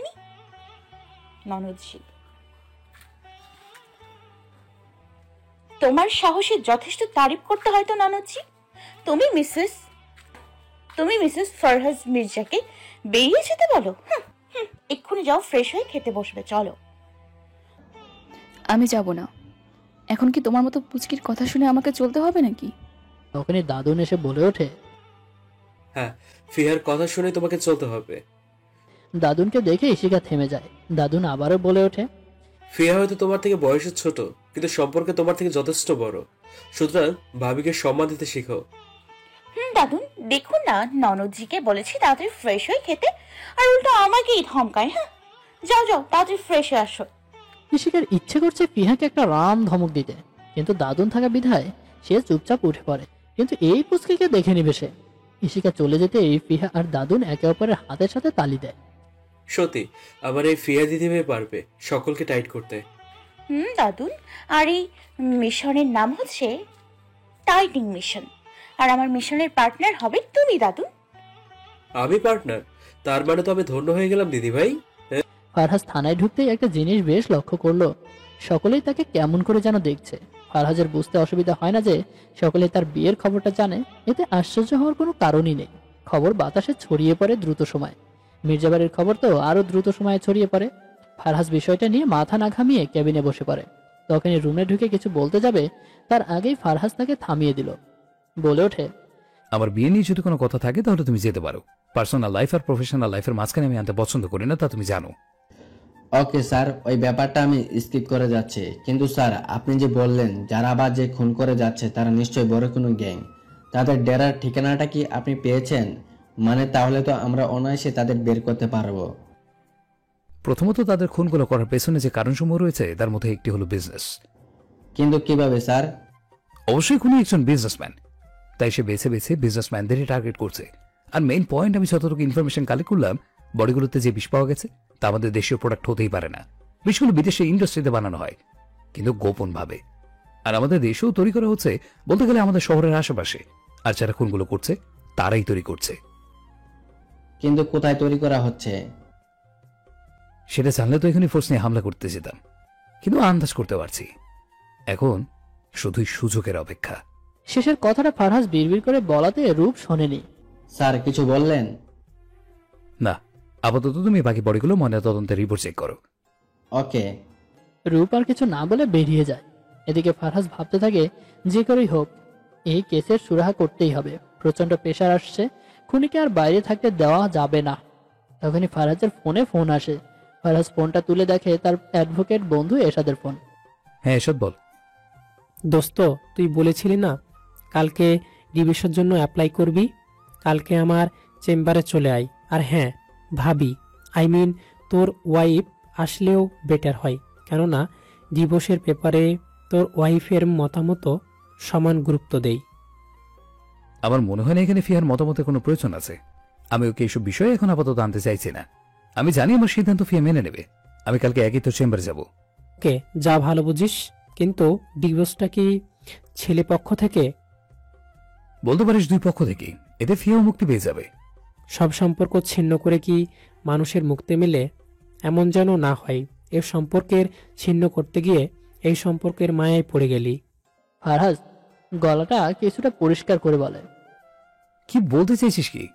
আচ্ছা তুই বল, এই বিয়েটা তো ঠিক নয়, এক প্রকার অন্যায় হয়েছে ফিয়ার সাথে। বলতে গেলে এই অন্যায়টা আমি করেছি। এখন ফিয়ার সংসারে মায়া ছেলে বেঁধে থাকার বয়স নয়, এখন তার মুক্ত থাকার বয়স। এরশাদ কিছুক্ষণ থেমে বলে, ফারহাজ, তোর কথা শুনে মনে হচ্ছে ফিহার প্রতি তোর কিছু তো একটা আছে, মায়া কিংবা ভালোবাসা। এটা তো ভাবিস ফিয়াকে নিয়ে। কিসব আবল তাবল বকছিস? হ্যাঁ, আমি আবল তাবল বকছি না, তোকে আমি সেই ছোটবেলা থেকেই চিনি ফারহাজ। ফারহাজ কিছুক্ষণ চুপ থেকে বলে ওঠে, আমি শুধু অনুতপ্ত, আর কিছুই নয়। এরশাদকে কিছু বলতে না দিয়ে ফারহাজ কট করে ফোনটা কেটে দেয়। আসলে এরশাদের কথাটা কিছুটা হলেও সত্য। ফারহাজ তাই যতই এড়িয়ে যাওয়ার চেষ্টা করে, ফারহাজ চেয়ারে হেলান দিয়ে বসে পড়ে। আসলে আজকের থেকে বা কালকের থেকে না, যখন ফিহাকে সে দেখে আসছিল তখন হঠাৎ করে তার হার্টবিট বাড়তে শুরু করে। আস্তে আস্তে ফিহার মায়ায় অদ্ভুতভাবে ফেসে যায় ফারহাজ, কিন্তু ফারহাজ তার তেমন গুরুত্ব দেয়নি। কালকের বিয়েটার পরে ফিহার প্রতি ফারহাজ যেন দুর্বল হয়ে পড়েছে। ফারহাজ যত চেষ্টা করে তার দুর্বলতা লুকিয়ে রাখতে, তার ঠিকই বের হয়ে যায়। ইরিনার প্রতি সে আকর্ষিত ছিল, কিন্তু আদৌ ইরিনাকে সে ভালোবাসত কিনা তা নিয়ে এখন যথেষ্ট সন্দেহ প্রকাশ করছে ফারহাজ। না হলে এত বড় ধোঁকা ইরিনা দেওয়ার পরেও সে কি করে নিজেকে ঠিক রাখতে পারছে? প্রশ্ন জটিল, প্রশ্ন জাগছে ফারহাজের মনে। ইরিনা মুখটা ভেঙচি দিয়ে বলে ওঠে, আমি আপনাকেও নিজের স্বামী বলে মানি না। ও আচ্ছা, তাই নাকি? আহান ইরিনার দিকে এগিয়ে ইরিনার মুখে আস্তে করে ফু দেয়। ইরিনা চোখ জোড়া বন্ধ করে ফেলল।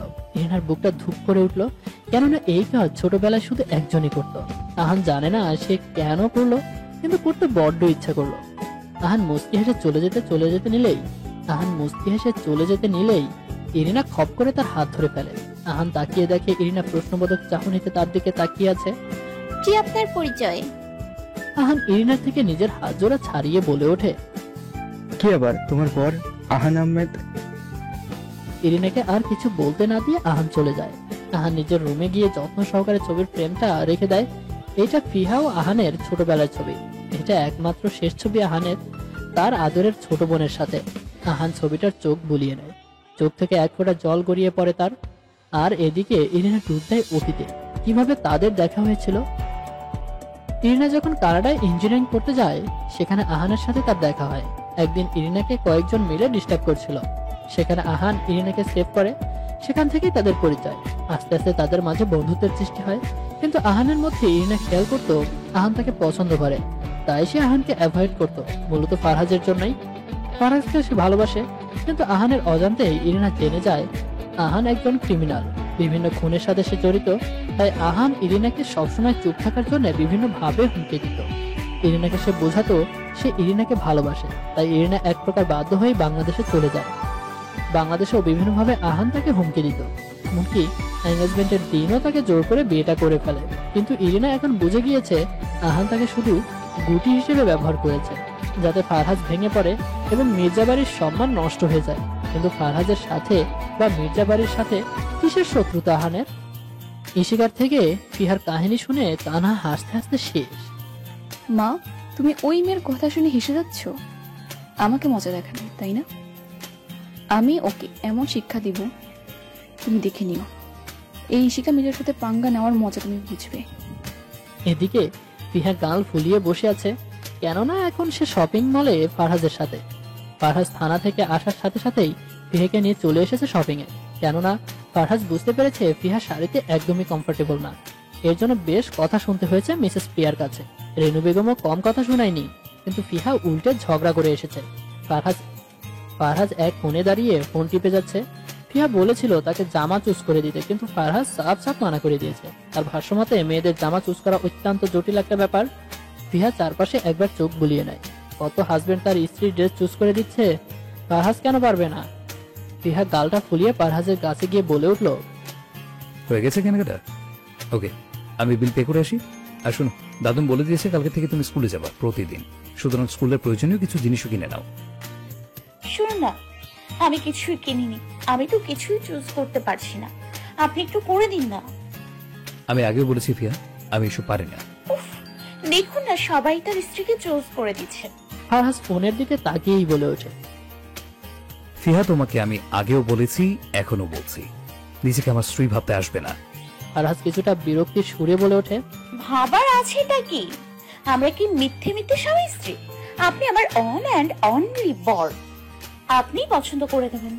ফারহাজকে কিছু বলতে না দিয়ে ফিহা তার হাত ধরে স্টোরের দিকে নিয়ে যায়। ফিহা ফারহাজের হাত ধরে স্টোরের দিকে নিয়ে যায়। ফারহাজ কিছুটা শান্ত গলায় বলে ওঠে, তুমি কি আমার কথা বুঝতে পারছো না? ফিহা মুখটা বেঁকিয়ে বলে ওঠে, কেন? আমাদের বিয়ের আগে তো আমাকে এত সুন্দর একটা বারবি ড্রেস কিনে দিয়েছিলেন, তখন কিভাবে করেছিলেন? ফিয়া, ড্রেসটা তুমি চুজ করেছিলে বাট কিনোনি, আমি শুধু বিলটা পে করে তোমাকে ওই ড্রেসটা কিনে গিফট করেছিলাম, বুঝেছো? তখনই একটা ছেলে হুট করে বলে ওঠে, ফিহা রানী তুমি? ছেলেটাকে দেখে ফিহা ছুটে যায় তার কাছে। ফিহা তাকে দেখে বলে ওঠে, নেহাল ভাইয়া তুমি এখানে? নেহাল আধুরে গলায় বলে উঠল, আমি তো এসেছিলাম ছোট্ট একটা কাজে, তুমি এখানে কি করছো? আন্টির সাথে এসেছো বুঝি? নেহালকে দেখে ফারহাজ দ্রুততম গতিতে তাদের কাছে এসে বলে ওঠে, ফিয়া, উনি কে? উনি তো নেহাল ভাইয়া, আমাদের পাশের বাড়িতেই থাকেন, তারপর চাকরির বদলির জন্য চট্টগ্রামে চলে যান। আমি তো প্রায়ই ওনাদের বাসায় যেতাম, আমাকে নেহাল ভাইয়া কত চকলেট দিত, অনেক ভালো নেহাল ভাইয়া। ফিহার কথা শুনে নেহাল মুচকি হাসি দেয়। ফারহাজ তীক্ষ্ণ দৃষ্টিতে তাকিয়ে আছে। ফিহার এই ছেলের সাথে এত কথা কিসের? ফিহা শুধু তার সাথে কথা বলবে, কেননা ফিহা তার স্ত্রী। নেহাল এইবার বলে উঠল, কিন্তু ফিহা উনি কে? ফিহা কিছু বলবে তার আগেই ফারহাজ বলে ওঠে, আমি fear husband, officer Farhaz Mirza. নেহালের কথাটা হয়তো হজম হয়নি, কেননা তার জানা মতে ফিহার এত তাড়াতাড়ি বিয়ে হওয়ার কথা নয়, কিন্তু তাও বলে উঠল, আপনার নাম আমি শুনেছি, আপনি যথেষ্ট সাহসী একজন অফিসার, কিন্তু আপনার বিয়েটা কবে হলো? সে অনেক কাহিনী, তা না হয় একদিন আমাদের বাড়িতে এলে শুনবেন। ঠিক আছে, সমস্যা নেই। ফিহা কিছুটা আবদারের সুরে বলে উঠল, আচ্ছা নেহাল ভাইয়া, আপনি আমাকে একটু কিছু ড্রেস চুজ করে দিতে পারবেন? আসলে আমার কিছু ভালো লাগছে না। কথাটা শুনেই ফারহাজের মুখের দিকে তাকায় নেহাল। মুহূর্তের মধ্যে যেন মুখটায় লাল বর্ণ ধারণ করেছে। নেহাল ফারহাজের অবস্থা বুঝতে পেরে মেকি হাসি দিয়ে বলে উঠল, মিস্টার ফারাজ তো আছেনি, উনি না হয় চুজ করে দিবে, আমি না হয় এখন আসি, পরে কথা হবে, ঠিক আছে ফিয়া রানী? এই বলে নেহাল দ্রুত গতিতে পা চালায়। ফিহা নেহাল ভাইয়া বলে ডাকতে যাবে, তার আগেই ফারহাজ ফিয়ার হাত দুটো খপ করে ধরে ফিয়াকে কিছু বলার সুযোগ না দিয়েই বাইরে নিয়ে আসে। ফিয়াকে কিছু বলতে না দিয়ে ফারহাজ বলে ওঠে, এই মুস্কি, তুমি কেন ওই ছেলেটাকে তোমার ড্রেস চুজ করতে বলেছিলে? কেন? নেহাল ভাইয়া তো ইসিপুর ড্রেস কত সুন্দর করে চুজ করে দেয়, আমাকেও ভালো করে দিত। ইসি আপুকে? কে আবার? নেহাল ভাইয়ার জিফ। ওকে, একবার বলেছো, কিন্তু আর যেন আমি না শুনি। কেন?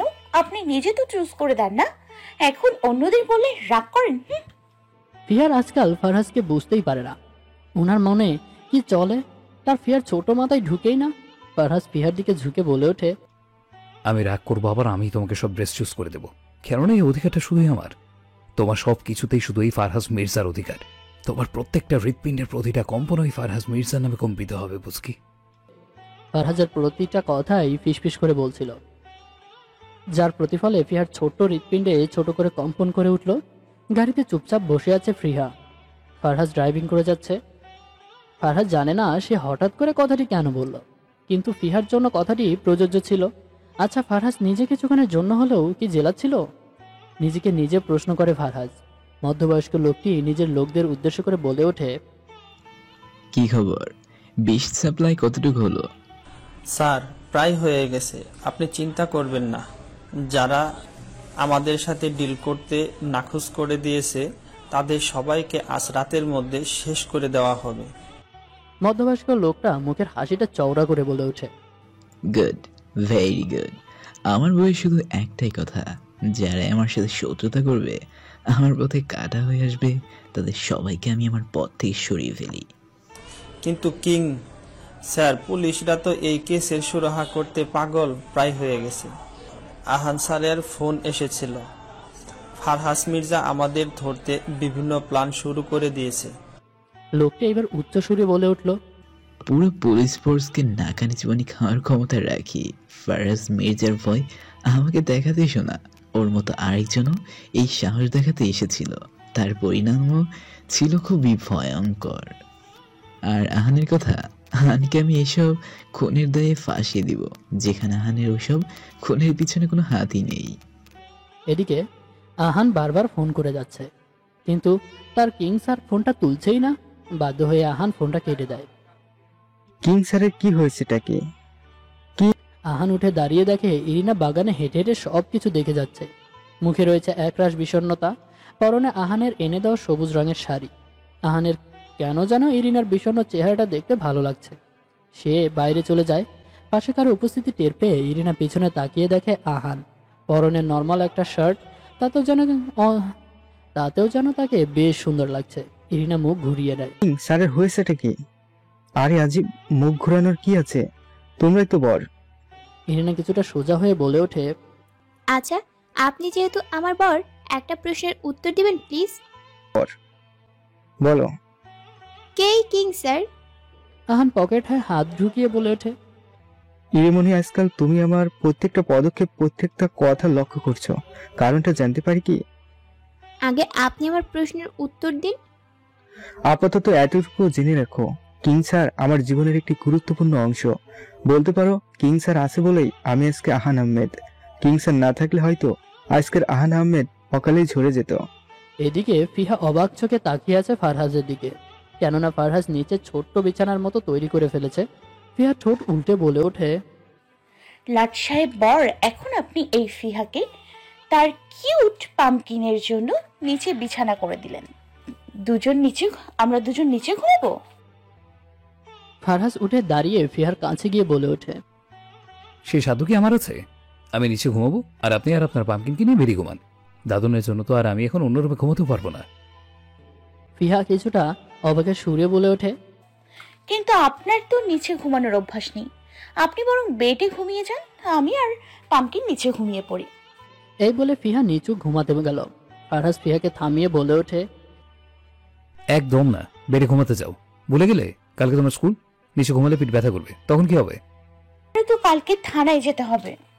আর পেট ব্যথা করলে কি আমার একা করবে, আপনার করবে না? সারা জীবন তো লাট সাহেবের মতো এইসব দামি দামি বিছানায় ঘুমিয়েছেন, নিচে কি ঘুমানোর অভ্যাস আছে? ঘুম আসবে আপনার? ফারহাজ রাগান্বিত সরে বলে ওঠে, তা তোমাকে দেখতে হবে না বুঝকি, অনেক পাকা পাকা কথা হয়েছে। এবার যাও ঘুমোতে, কালকে স্কুল আছে। এই বলে ফারহাজ নিচে ঘুমিয়ে পড়ে। ফিহাও আর কিছু না বলে লাইট অফ করে পামকিনকে নিয়ে বেডে চলে যায়। ফারহাজ বলে তো দিয়েছে সে দিব্যি ঘুমাতে পারবে, কিন্তু নিজের বেড ছাড়া সে ঘুমাতেই পারে না। তাও ফারহাজ কোনো রকম অ্যাডজাস্ট করে নিচ্ছে। ফিহা এক পলক ফারহাজকে দেখে নেয়। ফারহাজের প্রতিটা কাজেই সে মুগ্ধ হচ্ছে। নিজের কষ্ট হওয়া সত্ত্বেও ফিহার কষ্ট হবে বলে সে নিচে ঘুমানোর চেষ্টা করছে।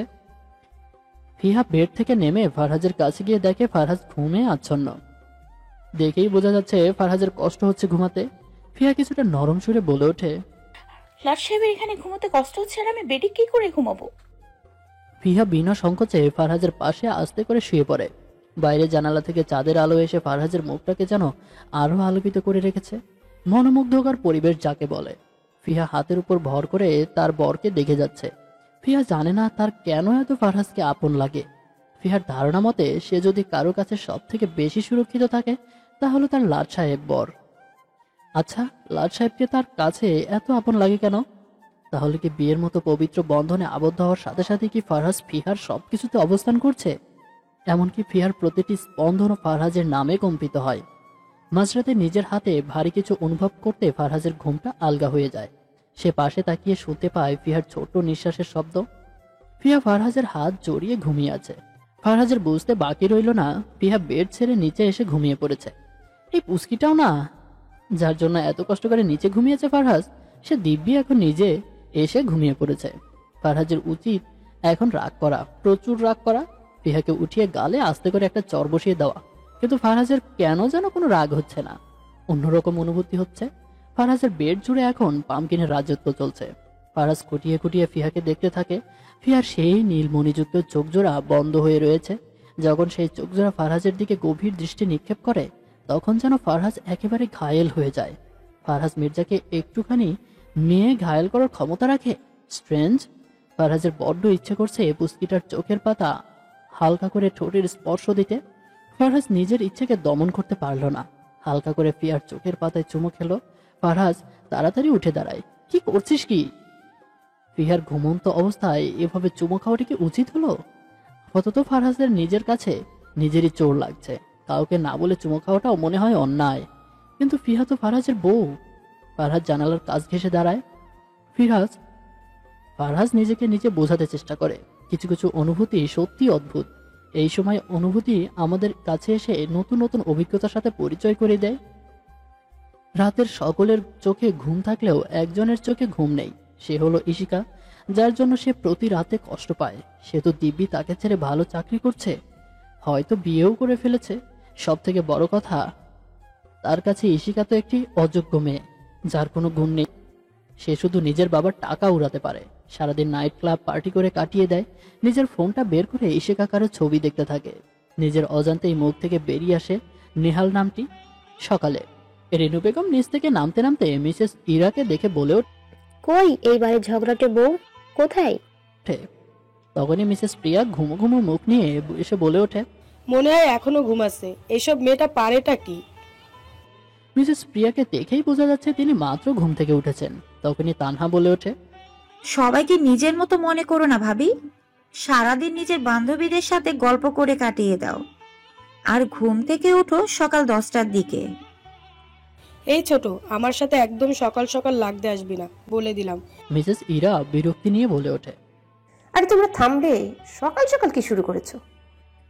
মা, আপনি শুধু আমার দোষটাই দেখেন। আমি তো শুধু বলতে চেয়েছিলাম আমাদের ফিহা সে সকাল থেকে উঠে সকলের জন্য নাস্তা তৈরি করছে। মিসেস তানহার কথা শুনে সবাই কিছুটা অবাক হয়। বলতে বলতেই ফিহা, নয়না ও মিলি মিলে সকলের জন্য নাস্তা টেবিলে রেখে দেয়। ফিহা টেবিলও গোজাতে গোজাতে বলে ওঠে, তোমরা ভাবলে কি করে ফিহা এখন পড়ে পড়ে ঘুমাবে? কালকে যখন ফিহা কথা দিয়েছে আজকে সকালের জন্য সে রান্না করবে, তার মানে করবেই। ফিহা কখনো তার কথার খেলাপ করে না। কিন্তু এই খাবার মুখে দেওয়া যাবে তো? খেয়েই দেখুন না, মাদার ইন্ডিয়ার শাশুড়ি। আর তোমরা সবাই বসে পড়ো। দাদুন টেবিলে বসে বলে ওঠে, বাবা, আমার ফিয়া দিদি এত রান্না করেছে, কিভাবে করলে দিদি ভাই একা হাতে? দাদুন, আমি তো অনেক আগে থেকেই রান্না পারি, মা শিখিয়েছিল। আজ কাজে লেগে গেল, আর আমি একা কোথায়? মিলিপু আর নয়না আপু সাহায্য করেছে আমাকে।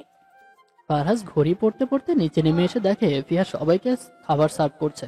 ফারহাজ তাড়াতাড়ি এসে কিছুটা রাগান্বিত কণ্ঠে বলে ওঠে, ফিহা তুমি এখানে খাবার সার্ভ করছো? স্কুলে যেতে হবে তো, সময় দেখেছো? তুমি নাকি আবার রান্না করে ঢুকেছো? কেন ঢুকেছো? যদি হাত পড়ে যেত? বাড়িতে এত সার্ভেন্ট থাকতে তুমি কেন সার্ভ করতে গেলে? এইভাবে বকছেন কেন? আমি তো শুধু ভালোবেসে রান্না করেছি। সত্যি বাবু, এই ছেলের দেখে কোনো লাজ লজ্জা কিচ্ছু নেই। কিভাবে বাড়ির বড়দের সামনে বউকে বলছে রান্নাঘরে কেন গিয়েছো? তা বাড়ির বউ রান্না করবে না তো কি করবে? মিসেস ইহা ওদের কাণ্ড দেখে শুধু হেসে দেয়।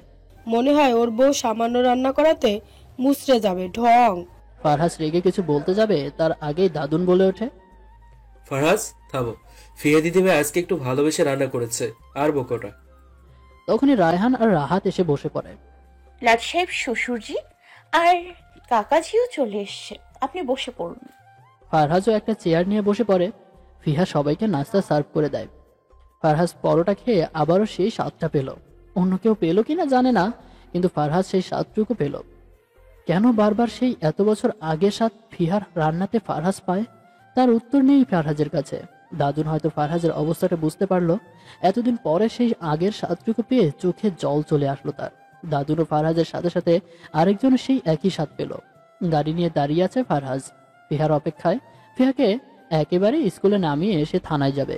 তখনই ফিহা আসে, স্কুল ড্রেস পরে, কাঁধে স্কুল ব্যাগ, দুই বেনি করা। ফারহাজের মনে পড়ে গেল তাদের প্রথম দেখা। অদ্ভুত মজাদার ছিল। অজান্তেই মুস্কি হাসে ফারহাজ। ফিহার ডাকে ফারহাজ ভাবনা থেকে ফিরে আসে। লাট সাহেবের বর, আমি রেডি। ঠিক আছে, চলো। ফিহা গাড়িতে উঠে পড়ে। আজকে তার অন্যরকম খুশি লাগছে। বরের সাথে এই প্রথম স্কুলে যাবে বলে কথা। গাড়ি ব্রেক কষাতে ফিহা ভাবনা থেকে বেরিয়ে গাড়ি থেকে নেমে পড়ে। ফারহাজও নেমে পড়ে। ফিহা যেতে গিয়েও আবার ফারহাজের কাছে বলে ওঠে, আমি আসছি লাট সাহেব। ঠিক আছে। ফিহা যেতে গিয়ে খেয়াল করে সব মেয়েরা ফারহাজকে দেখে যাচ্ছে। এক প্রকার ঘুরে ঘুরে দেখছে ফারহাজকে। ফিহা এক পলক ফারহাজের দিকে তাকায়। সে তো লক্ষ্যই করেনি আজ তার বরকে এতটা সুন্দর লাগছে। ব্ল্যাক শার্ট, কালো সানগ্লাস, ব্যাস আর কি লাগে। লাট সাহেব, এই লোকে যে শুধু আমি না, অন্যান্য লুচু মেয়েরাও ঘায়েল হয়ে যায়, তাকে বোঝেন না? ফিহার এমন কথায় কিছুটা ভেবাচাকা খেয়ে ফারহাজ বলে ওঠে, এসব কি বলছো বুসকি? ফিহা আবারও ফারহাজের সাথে ঘেঁষে দাঁড়িয়ে বলে ওঠে, একটু নিজের দিকে আর আশেপাশের লুচু মেয়েদের দিকে খেয়াল করে দেখুন, তাহলেই বুঝতে পারবেন। ফিহার কথায় ফারহাজ আশেপাশের দিকে তাকায়। সব মেয়েরাই তাকে ঘুরে ঘুরে দেখছে। আসলে এটাই স্বাভাবিক, কেননা ফারহাজকে প্রায় সবাই চিনে একজন সৎ পুলিশ অফিসার হিসেবে। তার থেকে বড় কথা, মেয়েদের বর্তমান ইয়াং অফিসার ক্রাশ, আইডল সে। ফারহাজ এইবার কিছুটা তেরা উত্তর দিয়ে বলে ওঠে, হ্যান্ডসাম ছেলেদের দেখলে মেয়েরা একটু ঘুরে ঘুরে দেখবে, এটা তো কমন ব্যাপার। ফিহা এবার টেরে এসে ফারহাজের দিকে রাগান্বিত কণ্ঠে বলে ওঠে, দেখবেন মানে কেন দেখবে? দেখবেন মানে কেন দেখবে? আমার বরকে কেন দেখবে? 10টা নয়, 5টা নয়, একটা মাত্র আমার বর। আপনি কি বোঝেন না লাট সাহেব? আপনি আর মা ছাড়া আমার আর কেউ নেই। কথাটি বলতে গিয়েও গলা ধরে আসছিল ফিহার। ফারহাজকে অবাক করে দিয়ে ফিহা আবারও বলে ওঠে, আমি স্কুলের সবাইকে বলে দিব আপনি আমার বর। এইটা বলে ফিহা ছুটে যায়। ফারহাজ শুধু ভাবতে থাকে ফিহার কথাটি। আপনি কি বোঝেন না? হয়তো ফারহাজ সত্যিই বুঝে নাই। ফারহাজ জানে ফিহার মনে একটু হলেও সে জায়গা করে নিয়েছে। যেমনি ভাবে ফারহাজ এর মন জুড়ে এখন ফিহার অবস্থান। ফারহাজের মুখে অজান্তে এক চিলতে হাসি ফুটে ওঠে। আচ্ছা, আপনা আপনি ভেবে উঠে ফারহাজ, এইটুকু মেয়ের এত ক্ষমতা? ফারহাজ মির্জাকে নিজের মায়াজালে জড়াতে পারে। ফারহাজ কি যে ভাবছে সে নিজেও জানে না। সে তো ফিহাকে মুক্তি দিতে চায়, এখন তো সে আরো গভীরভাবে ফিহার মায়ে জড়িয়ে যাচ্ছে। সে কি আদৌ পারবে ফিহাকে মুক্তি দিতে? ইরিনা আয়নায় দাঁড়িয়ে চুলগুলো মুছে যাচ্ছে। আহান কারোর সাথে ফোনে কথা বলতে বলতে হঠাৎ করে ইরিনাকে দেখে থেমে যায়। শাড়ি পরিহিতা ভেজা চুলে রয়েছে তার স্ত্রী। আহান নিজেকে কন্ট্রোল করতে গিয়েও পারছে না। কেনই বা কন্ট্রোল করছে সে নিজেকে, যেখানে ইরিনা তার স্ত্রী? আর কিছু না ভেবে ইরিনার দিকে এগিয়ে যায়। আহানকে এগিয়ে আসতে দেখে ইরিনা কিছুটা ঘাবড়ে যায়। ইরিনা কিছু বলতে যাবে তার আগেই সে তার কাঁধে আহানের গরম নিঃশ্বাস অনুভব করে। আহান তাকে গভীরভাবে পেছন থেকে জড়িয়ে ধরেছে। ইরিনা সর্বোচ্চ চেষ্টা করে আহানকে সরানোর, কিন্তু বদ লোকটা এক চুলও সরতে পারছে না। ছাড়ুন বলছি। হঠাৎ আহান নরম সুরে বলে ওঠে, ডোন্ট মুভ। ফিহা ক্লাসে ঢোকার সাথে সাথেই সিমি পট্ট টিউব ফিহাকে ঘিরে ধরে। এটা কি শুনলাম রে ফিহা? অফিসার ফারহাজ স্যারের সাথে আমার বিয়ে হয়ে গেছে, তাই তো? কিন্তু কিভাবে? পট্ট এবার ন্যাকামি সুরে বলে ওঠে, আমরা তোকে নিজের বেস্ট ফ্রেন্ড মনে করতাম রে পিহু, আর তুই আমাদের এভাবে ধোকা দিলি। হ্যাঁ, আমরা জানি আমরা একটু বেশি খাই, তাই বলে আমাদের নিজের বিয়েতে দাওয়াতও দিবি না। টিউব তো ভ্যাবা করে কেঁদেই দেয়। আমরা তো আর ফিয়ার কিছুই না, আমাদের দাওয়াতই দিল না। ফিহা এবার ধমক দিয়ে বলে ওঠে, তোরা থামবি? তখন থেকে আমাকে কিছু বলতে না দিয়ে তোরাই সব বলে যাচ্ছিস। আর তোরা দুজন মেয়েদের এত ন্যাকামি না করে বলতে তো দে আসলে কি হয়েছে। সত্যি পটকার টিউবটা সবসময় বেশি করে। আমি কিন্তু বুঝতে পেরেছি এই বিয়েটা স্বাভাবিকভাবে তো হয়নি। যেখানে তোর লাট সাহেবের সাথে তোর ইরি আপুর বিয়ে ঠিক ছিল। তখনই কেউ বলে ওঠে, বাহ, ইহা দেখি ভালোই চাল চাললো। লিজার কণ্ঠস্বর শুনে সবাই পেছনে তাকায়। লিজা হলো স্কুলের প্রিন্সিপালের মেয়ে। সবসময় নিজের রূপ নিয়ে বড়াই করে সে। ছেলেদের নিজের পিছনে ঘোরাতে পছন্দ করে। ফিহাকে সবসময় হিংসা করে। মানে কি বলতে চাইছিস? সব খবরই আমরা পাই। কিভাবে তুই টাকার লোভে বড়লোকের ছেলেকে ফাঁসিয়ে বিয়ে করেছিস, যে কিনা তোর থেকে গুনে গুনে 12 বা 13 বছরের বড়। বিশ্বাস করা যায় অফিসার ফারহাজ মির্জা নাকি ফিহার বর? হাউ, তোমাকে কখনো মানায় না ফারহাজ মির্জার সাথে। কোথায় সে আর কোথায় তুমি, গাইয়া একটা। লিজার কথা শুনে সিমি পার্কের টিউব প্রচন্ড রেগে যায়। ফিহা শুধু কিছুটা হেসে বলে ওঠে, টাকার লোভে আমি বিয়ে করেছি, রাইট? তা আমি তো টাকার লোভে বিয়ে করেছি, তোর মতো পরপুরুষের ছেলেদের সাথে এই বয়সে রাত কাটাইনি। ফিহার কথা শুনে লিজা কিছুটা দমে যায়, কেননা ক্লাসের সবাই এখানে আছে। সবাই অবাক মানে লিজার দিকে তাকায়। লিজা ভাবতেও পারেনি ফিহা এইভাবে হাড়ি ভাঙবে। ফিহা আবারও বলে ওঠে, আর কি বললি? বয়স? বয়স ফ্যাক্ট না একটা সম্পর্কে, একটা পবিত্র সম্পর্কে বয়স কখনো বাধা হয়ে আসে না। যেখানে আমিও আমার হাজবেন্ড একে অপরকে সম্মান করি, এই সম্পর্কের সম্মানের থেকে আর কি বড় হতে পারে? এদিকে থানার টর্চার রুমে চারপাশে হেঁটে যাচ্ছে ফারহাস, হাতে তার লম্বা লাঠি। টর্চার রুমের মধ্য হ্যালো বন্ধুরা, ভালোবাসার সকল রকমের পার্ট গল্প পেতে এক্ষুনি আমাদের খোকনস ডায়েরি চ্যানেলটি সাবস্ক্রাইব করে পাশে থাকা বেল আইকনটি বাজিয়ে দিও। এখানে টেবিলে দুই যুবক ভয়ে জড়সড় হয়ে বসে আছে। তাদের আজকে হাতে নাতে ধরেছে ফারহাস। প্রচন্ড মেরেছে তাদের ফারহাস। 2-3 বার কারেন্টের শকও দেওয়া হয়েছে। ঠোঁট ফেটে রক্ত গড়িয়ে পড়ছে তাদের, কিন্তু ফারহাসের মনে বিন্দুমাত্র মায়া জন্মাচ্ছে না। সে পারলে এদের মেরেও ফেলতে পারে। সেদিন ক্লাবে যারা ফারহাসের উপর অ্যাটাক করেছিল তার মধ্যে এই দুজনও ছিল। এবার তোরাই বল, কার কথায় তোরা এসব পড়িস? এতক্ষণ শুধু তোদের আমি নিচে ট্রেলার দেখিয়েছি। তবুও এরা কিছু বলল না। ফারহাস এইবার একজনের চুলগুলো মুষ্টিবদ্ধ করে, এতে সে ব্যথায় চিৎকার করে ওঠে। কতক্ষণ চুপ করে থাকবে আমিও দেখব। এই বলে ফারহাস বেরিয়ে যায়। যাওয়ার সময় সে কনস্টেবলকে বলে যায় আজকে রাতে যেন ওই দুজনকে কোনো খাবার তো দূরে থাক, পানি পর্যন্ত না দেওয়া হয়। ফারহাস বের হওয়ার সাথে সাথেই কেউ আহানকে ফোন করে। এদিকে ফিহা, কে তুই কি দিলি রে? ফিয়া, লিজা তো সেই জব্দ হয়েছে। বেশ হয়েছে। ফাজিল মেয়েটা আমাদের ফিহাকে সবসময় হিংসা করে। ফিহা যে ভালো স্টুডেন্ট, তাই সব টিচাররা ফিহাকে ভালোবাসে। কিন্তু ফিহা, তুই যখন প্রতিবাদটা করছিলি সিরিয়াসলি, তোকে একেবারে অন্যরকম লাগছিল। তোর ওই রূপটা না দেখে আমি জাস্ট আনমনে বলে ওঠে, জানি না আমি কিভাবে প্রতিবাদটা করলাম, কিন্তু আমার লাট সাহেব বরের নামে কেউ একটা বাজে শব্দ বললে আমি ফিহা মির্জা সহ্য করব না। সিমি মুচকি হেসে ফিহাকে আলতো করে ধাক্কা দিয়ে বলে ওঠে, সত্যি ফিহা, তুই প্রেমে পড়ে গেছিস তোর লাট সাহেব বরের? ফিহা অবাক হয়ে বলে ওঠে, প্রেমে? দূর, কি যে বলিস না। লজ্জা পাচ্ছিস? তার মানে সামথিং। দেখ, বরের প্রেমে পড়তে নেই কোনো বারণ। রাইজাদা নিজের ঘরে বসে কিছু ক্লায়েন্টের সাথে কথা বলছে। তখনই রেনু বেগম এসে বলে ওঠে, ভাই।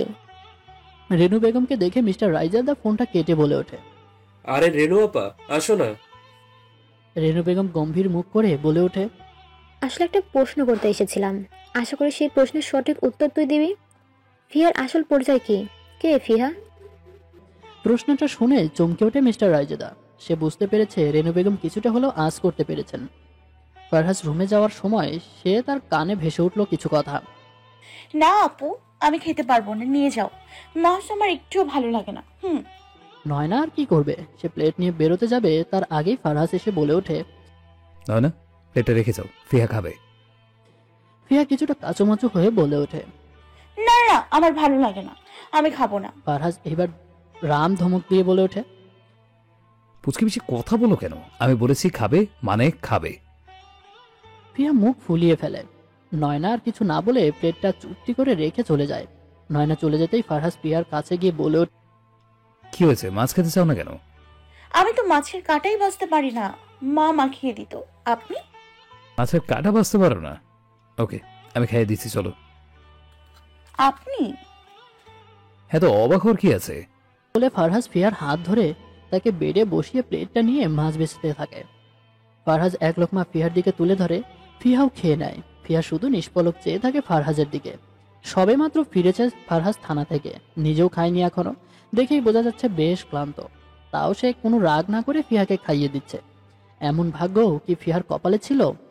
আল্লাহ তাকে ফারহাসের মতো স্বামী দিয়েছেন, যে নিজের স্ত্রীকে সম্মান করতে পারে, তাকে কখনো অযত্ন করে না। অজান্তেই ফিহার চোখ থেকে জল গড়িয়ে পড়ে।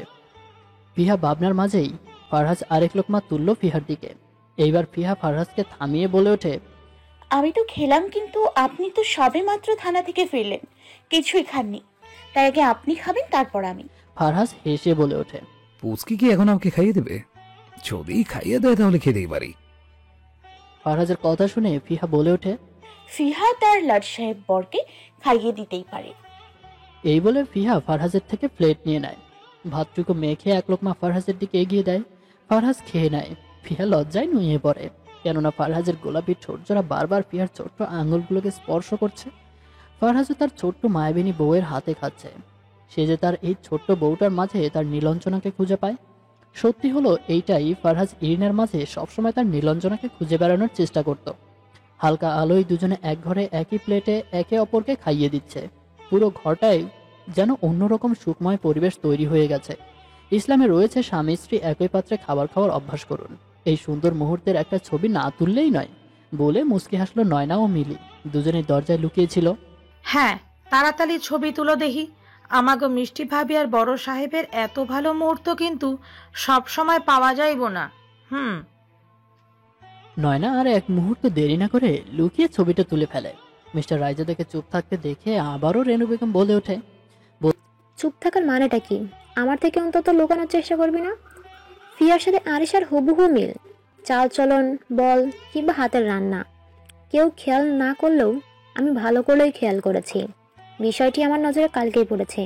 এই বাড়িতে অনেকেই আরিশাকে দেখতে পারতো না বলেই সময়ের সাথে সাথে আরিশাকে সবাই ভুলে গেছে, কিন্তু আমি তো ভুলিনি। ভুলবই বা কেমন করে? যেমন ছিল তার রূপ গুণ, তেমনই ছিল তার রাগ। সারা দিন আমার সাথে ঝগড়া করতো। বলতে বলতে চোখ থেকে জল গড়িয়ে পড়লো রেনু বেগমের। মিস্টার রায়জাদা এইবার বলে ওঠেন, এখন তাহলে আমি কি বলবো? তুমি তো আন্দাজ করতেই পারছো, ফিয়া আমাদের আরিশার মেয়ে, ওরফে আমাদের নীলা দিদি ভাই, আমাদের ফারহাজের নীলাঞ্জনা। আমার মা যা চেয়েছিল তাই হলো, ফারহাজ ফিয়াকে পেয়েই গেল। কথাটা শুনে কিছুক্ষণ থম মেরে বসে রইল রেনু বেগম। তারপর আবারও বলে উঠে, তুই কেন এটা আমাকে আগে বলিসনি ভাই? তাহলে আমি আমার দিদি ভাইয়ের এইসব বলতে পারতাম না। আমি শেষে কিনা তার বংশ পরিচয় নিয়ে কথা তুলেছি। সি সি। আমি এখন চাইনি ফিহার পরিচয় কেউ জানো, কিন্তু তোমার এরকম কথা বলা ঠিক হয়নি। তোমরা কাকে বংশ পরিচয় বলেছিলে? যার শরীরে মির্জামানের রক্ত বইছে? আমাকে আর এইসব কথা বলে লজ্জায় ফেলিস না ভাই। তুই দেখবি আমি আমাদের বড় নাত বউকে তার সঠিক মর্যাদা দিব। যা করবা ঠিক আছে, কিন্তু কেউ যেন ফিহার আসল পরিচয় না জানতে পারে। আহান বসে ল্যাপটপে কিছু কাজ করছিল। তখনই কেউ দরজায় কলিং বেল বাজে। আহান উঠে দাঁড়িয়ে দরজাটা খুলে রহস্যময় এক হাসি দিয়ে বলে ওঠে, কি খবর রূপ? তোমার মুখটা এমন লাগছে কেন? ও হ্যাঁ, তোমাকে বলেছিলাম ফারাজ যে ডেটাগুলো কালেক্ট করেছে তা নিয়ে এসেছো তো? জি হ্যাঁ। আসলে এতদিন রূপই সব ইনফরমেশন আহানকে দিত, যার কারণে ফারহাদ যে কোনো ক্লু পেলেই তা হারিয়ে যেত। এই বলে একটা পেনড্রাইভ এগিয়ে দেয় রূপ আহানের কাছে। গুড স্যার, ফারাজ স্যারের উপর আপনার যে লোক অ্যাটাক করেছিল তাদের মধ্যে থেকে সে দুজনকে ফারাজ স্যার ধরে ফেলেছে। তা তো আমি জানি। আমি আমার লোকদের দিয়ে ওদের মেরে দিব যাতে ওরা মুখ না খুলতে পারে। কিন্তু ওদের তো পাওয়াই যাচ্ছে না, ওরা নাকি পালিয়েছে। হোয়াট? আড়াল থেকে সবকিছু শুনে ফেলে ইরিনা। সে বুঝে গেছে আহান একটা ভয়ঙ্কর চাল চেলেছে যা ফারহাজের জন্য ক্ষতিকর। কিন্তু আহান তো তাকে কথা দিয়েছিল সে ফারহাজের কোনো ক্ষতি করবে না। না না, ফারহাজের সাথে যোগাযোগ করতে হবে। এদিকে কিং স্যার নিজের গবেষণার ঘরে বিভিন্ন বিষ নিয়ে গবেষণা করছে। পেশাতে সে একজন বিজ্ঞানী, তার নিজের তৈরি বিষ দিয়ে সে সব খুনগুলো করেছে। তখনই কেউ বলে ওঠে, কিং স্যার, আহান স্যারের ফোন এসেছে বিডি থেকে। কিং স্যার কিছুটা বিরক্ত হন। বিরক্তি নিয়েই ফোনটা রিসিভ করে বলে ওঠেন, হ্যালো আহান, বলো। কিং স্যার চোয়ালটা শক্ত করে বলে ওঠে, সত্যি তোমাকে দিয়ে এটা আশা করিনি আহান। তুমি থাকতে ওরা পালালো কি করে? এখন যদি ওরা মুখ খুলে ফেলে? আমি নিজেও সেটা বুঝতে পারছি না, কিন্তু আমি যতটুকু আন্দাজ করতে পারছি এই কাজ ফারহাজের। ঠিক আছে, এই ফারহাজের একটা ব্যবস্থা আমি করছি। আমি খুব তাড়াতাড়ি বাংলাদেশ আসছি। এই বলে কট করে ফোনটা কেটে দেয়। এদিকে অন্ধকার একটা ঘরে হাত বাঁধা অবস্থায় সেই দুই যুবক বসে আছে। হ্যাঁ, ফারহাজই তাদের এখানে এনেছে আর থানায় প্রচার করেছে তারা পালিয়ে গেছে। তখনই ফারহাজ প্রবেশ করে। দেখ, ভালো ভালো বলে দে তোদের এইসবের পেছনে আর কার হাত রয়েছে। এখনো সময় আছে। আমি জানি তোদের বস এমনিতেও তোদের মেরেই ফেলবে, কেননা সে খুব ভালো করেই জেনে গেছে ফারহাজ মির্জা যখন তোদের ধরেই ফেলেছে তার মানে তোদের বেড থেকে কথা বের করেই ছাড়বে। তাই তোদের থানা থেকে দূরে নিয়ে এসেছি যাতে তোরা সেফ থাকিস। এখন তাড়াতাড়ি আমাকে এইসবের পেছনে কে আছে তার নামটা বলে দে। আমি কথা দিচ্ছি তোদের কিচ্ছু হবে না। লোকগুলো একে অপরের দিকে তাকায়। কি হলো? Answer me. লোকগুলো ভয়ে ভয়ে বলে ওঠে। প্রায় অনেক রাত হয়ে গেছে। নিজের বাড়ির ছাদে বসে ইশিকা একের পর এক ওয়াইনের বোতল এক চুমুক দিয়ে যাচ্ছে। তখনই পুরুষ কণ্ঠে বলে ওঠে, এক্সকিউজ মি, আপনার গাড়িটা একটু সাইডে রাখুন। কণ্ঠস্বরটা শুনে ইরিনার বুকটা মোচড় দিয়ে ওঠে। ইশিকা গাড়ি থেকে নেমে যায় আর তাকে দেখে এক মুহূর্তের জন্য থমকে যায়। ইরিনা এত নেহাল। ফিহা জানালায় দাঁড়িয়ে কিছু একটা ভেবে যাচ্ছে। অন্যরকম একটি অনুভূতি হচ্ছে ফিহার মাঝে। বারবার সেই খাবার খাওয়ার দৃশ্য ভেসে উঠছে। কেমন যেন প্রেম প্রেম পাচ্ছে তার। একটা গান আছে না, প্রেমে পড়া বারণ কারণে অকারণে। নিজেকে ফিহার বড্ড প্রেমে পড়তে ইচ্ছে করছে। আজকে ফিহার বড্ড প্রেমে পড়তে ইচ্ছে করছে। তার বরের বারন্ত বয়সে এইরকম অনুভূতি হওয়াটাই স্বাভাবিক। পামকিন সারা ঘর ছুটে বেড়াচ্ছে। ফিহা ফারহাজের ছবির একটা ফ্রেম নিয়ে নিজে নিজেই বকবক করে যাচ্ছে। এই যে লাট সাহেব, আচ্ছা আপনাকে ছবিতেও এত সুন্দর লাগে কেন? আমার না আপনাকে বড্ড হারানোর ভয় হয় জানেন কি? আজকাল লুচু মেয়েদের তো ভরসা নেই। কি হলো, কথা বলছে না কেন? কথা বলবেনই বা কি করে? সারা দিন তো পারেন রাগ করতেন। রাগী লাট সাহেব একটা। কিন্তু আপনি বড্ড ভালো। আপন মনে হেসে ওঠে ফিহা। তার কাছে সবকিছু যেন স্বপ্নের মতো সুন্দর লাগছে। তখনই তাদের রুমের টেলিফোনটা বেজে ওঠে। ফিহা ফোনটা রিসিভ করে তার সাথে সাথে ইরিনা বলে ওঠে, ফারহাজ, ফারহাজ, আমি ইরিনা, প্লিজ ফোনটা কেটো না। অনেক জরুরি কথা আছে তোমার সাথে। তোমাকে অনেক কথা বলার আছে। তখনই কেউ ইরিনার থেকে ফোনটা কেড়ে নেয়। ইরিনা তাকিয়ে দেখে আহান রক্তচক্ষু নিয়ে তার দিকে তাকিয়ে আছে। হ্যালো ইরিবু। ওই পাশ থেকে আর কিছু না শুনে ফিহা ফোনটাকে, তার মনে ভয়ঙ্কর একটা ভয় ঢুকে যায়। বিয়ের এতদিন পরে তার ইরিও কেন ফোন করছে আর ফারহাজকেই বা কেন চাইছে?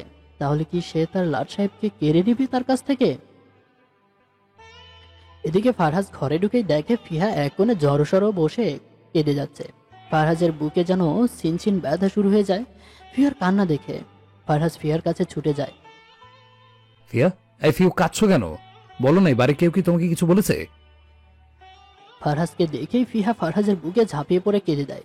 এতক্ষণ যেন সে ফারহাজেরই অপেক্ষা করছিল। ফারহাজকে সে কোথায় যেতে দিবে না।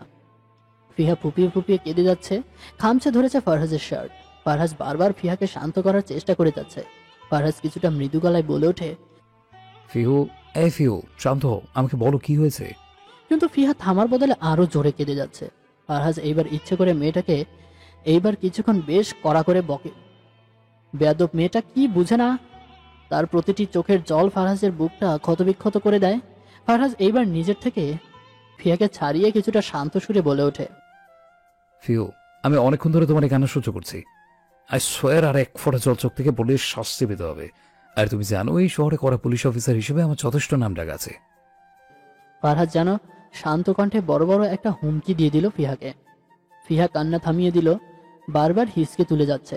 ফারহাজ ফিহার গালে হাত দিয়ে, ফিউ, এই ফিউ, আমাকে বলো তোমার সমস্যাটা কি? তুমি না স্ট্রং গার্ল, এভাবে কেঁদো না, আমার দিকে তাকাও, প্লিজ লুক এট মি। ফিহা ফোপাতে ফোপাতে ফারহাজের দিকে অশ্রুমাখা কণ্ঠে বলে ওঠে, আমার সমস্যা তো আপনি লাট সাহেব। আপনাকে হারানোর বড্ড ভয় করে, বড্ড। মনে হয় এক্ষুনি কেউ এসে আপনাকে আমার কাছ থেকে কেড়ে নিয়ে অনেক দূরে চলে যাবে। তখন আমি কি করে থাকবো? আমি তো এই কয়দিনই আপনাকে আমার সবটুকু ভেবে নিয়েছি। ফারহাজ নিজের কপালের সাথে ফিহার কপাল ঠেকিয়ে ঘোর মিশ্রিত বলে ওঠে, ডোন্ট ট্রাই, ইউ নো না, ফারহাজ মির্জাকে তার পুচকি থেকে সহজে কেউ আলাদা করতে পারবে না।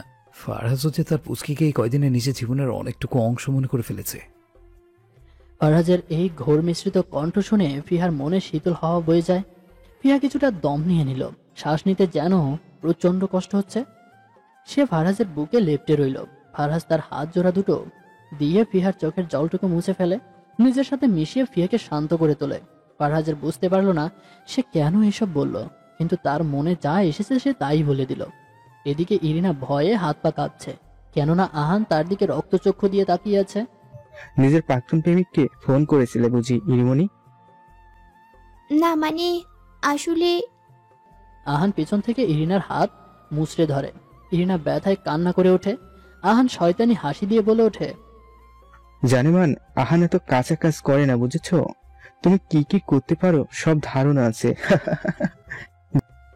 আহান এত জোরে ইরিনার হাত ধরেছে, হাতটা পুরো লাল হয়ে গেছে। প্লিজ ছাড়ুন, ব্যথা পাচ্ছি। ব্যথা পাচ্ছ আমার জানেমান? এই বলে আহান আরো জোরে ইরিনার হাত চেপে ধরে। আগে বলেছি আমার সাথে চালাকি করতে আসবে না। এই বলে আহান ইরিনাকে ধাক্কা দিয়ে রুম থেকে বেরিয়ে যায়। রেনু বেগম পান মুখে দেওয়ার সাথে সাথেই ফিহা তার রুমে প্রবেশ করে। ভয়ঙ্করী দিদা, আমাকে ডেকেছিলে? রেনু বেগম হেসে বলে ওঠে, আমার ফিহু দিদি ভাই, আসো আমার কাছে, এসে বসো দেখি। ফিহা বুঝতে পারলো না হঠাৎ তাকে এত আদর করে ডাকা হচ্ছে কেন। ফারহাজের দাদিও মাও কিছুটা অবাক হলো, কিন্তু তাও ফিহা রেনু বেগমের কাছে গেল। রেনু বেগম ফিহার কপালে চুমু খেয়ে বলে ওঠে, দিদি ভাই বলো তো তোমাকে কেন ডেকে এনেছি? ফিহা কিছুটা ভাবনা চিন্তা করে বলে উঠল, তোমার মনে হয় এখন ঝগড়া করার মুড, তাই না দিদা?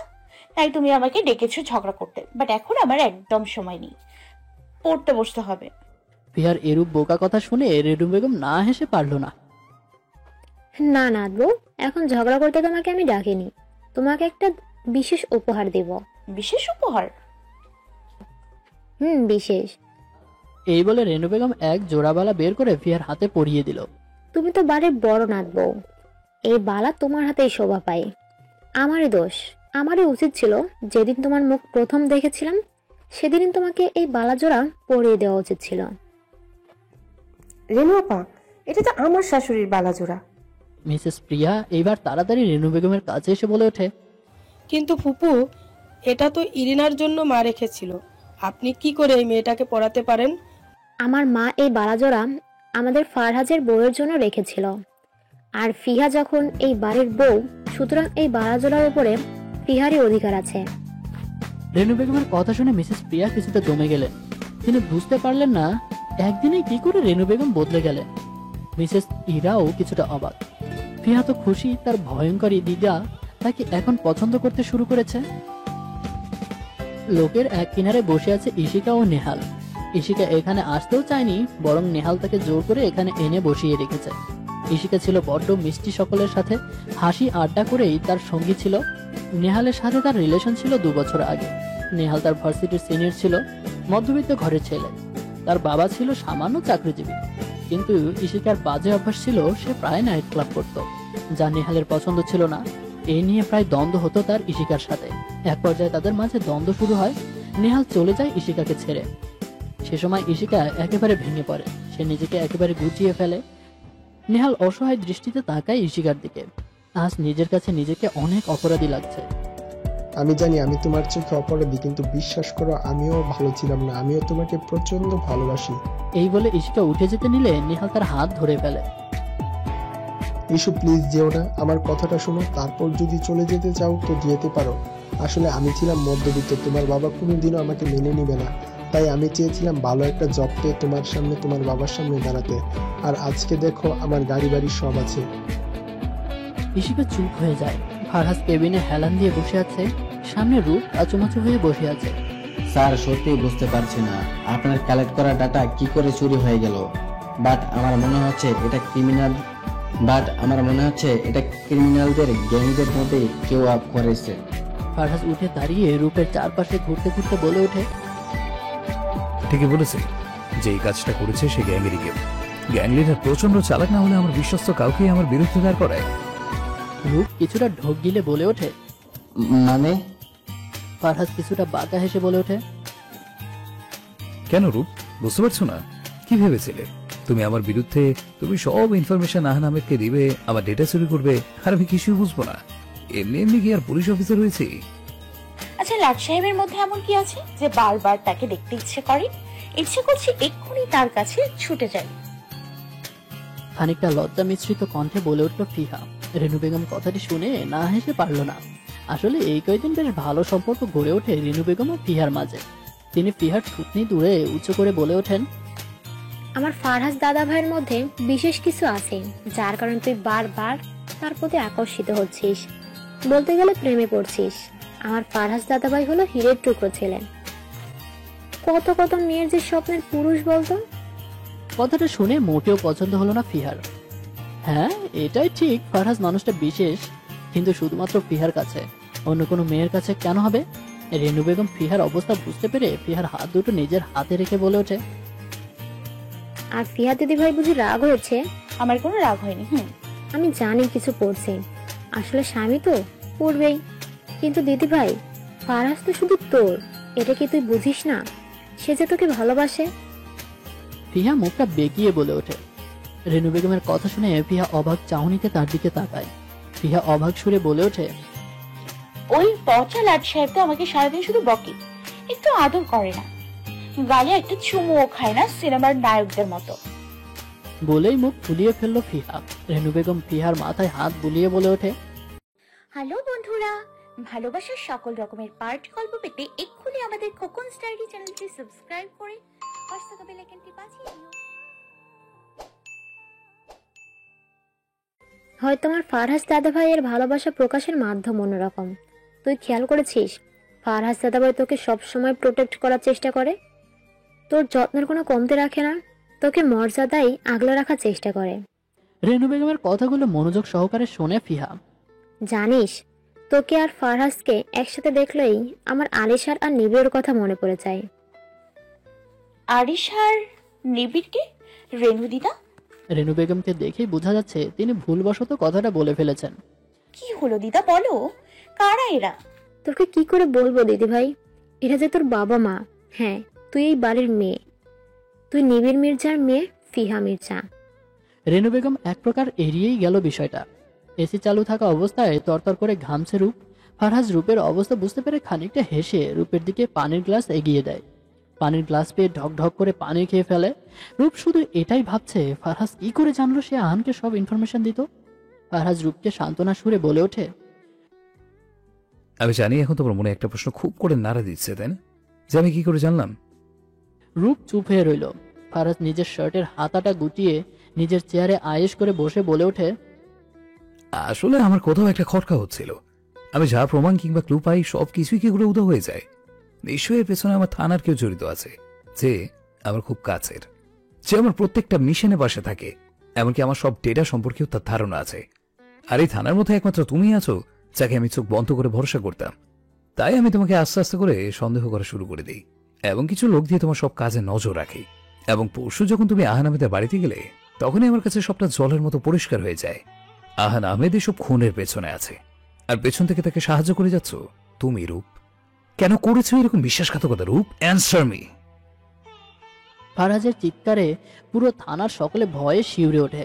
তারা অনেকেই জানে না ভেতরে রূপ এবং ফারহাজের মাঝে কি এমন কথা হচ্ছে, তার সম্পর্কে বিন্দুমাত্র ধারণা নেই। কিন্তু এইটুকু বোঝা যাচ্ছে কোনো একটা কারণে ফারহাজ রূপের উপর রেগে আছে। রূপকে চুপ থাকতে দেখে ফারহাজ আরো রেগে গেল, কিন্তু তবুও ফারহাজ শান্ত সুরে বলে ওঠে, রূপ, তুমি কি চুপ থাকবে নাকি? তোমার কিছু বলার নেই? রূপ এইবার মুখ খুলে, আসলে আমি টাকার লোভে পড়ে গিয়েছিলাম, আমাকে ক্ষমা করে দিন স্যার। ফারহাজ এইবার রূপের কলার চেপে ধরে বলে ওঠে, ক্ষমা? তাও তোমার মতো প্রতারককে সাহস কি করে হলো আইনের পোশাক পরে একজন খুনির সাথে হাত মেলালে, সে কিনা দিনের পর দিন খুন করে যাচ্ছে? লজ্জা করলো না? তোমাদের মতো কিছু অসৎ পুলিশ অফিসারের জন্য আজ পুরো পুলিশ ডিপার্টমেন্টের নাম নষ্ট হচ্ছে জনগণের কাছে।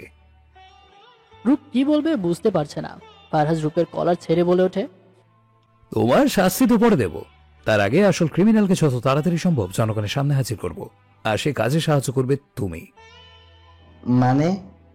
ফারহাজ ঠোঁট জোড়া দিয়ে বাঁকা হেসে বলে উঠল, মানে হলো কাটা দিয়ে কাটা তুলবো। সবেমাত্র বাংলাদেশে ল্যান্ড করলেন কিংসার। কিংসার হেলিকপ্টার থেকে নামতেই আহান ফুলের তোড়া নিয়ে এগিয়ে আসে কিংসারের দিকে। কিংসার হেসে ফুলের তোড়াটা নিয়ে নেয়। আহান কিংসারকে জড়িয়ে ধরে, কিংসারও আহানকে জড়িয়ে ধরে। সারি বেঁধে কালো পোশাক পরা কিছু লোক দাঁড়িয়ে আছে কিংসারের সেফটির জন্য। কিং স্যার, আমি সত্যি হ্যাপি, আপনি এখন চলে এসেছেন, আমার কোনো চিন্তা নেই।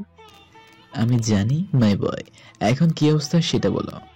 ফারহাজ মির্জা অতিরিক্ত বাড়াবাড়ি করছে, যাকে বলে চালাকি।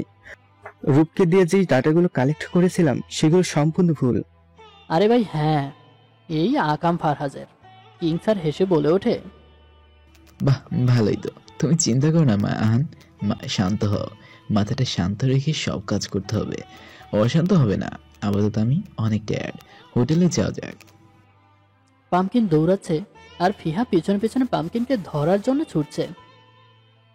পামকিন তুই দাঁড়া দাঁড়া বলছি, না হলে কিন্তু পরে ধরতে পারলে তোকে মজা বোঝাবো। ফিহা দৌড়াতেই হঠাৎ তার চোখ যায় স্টোর রুমের দিকে।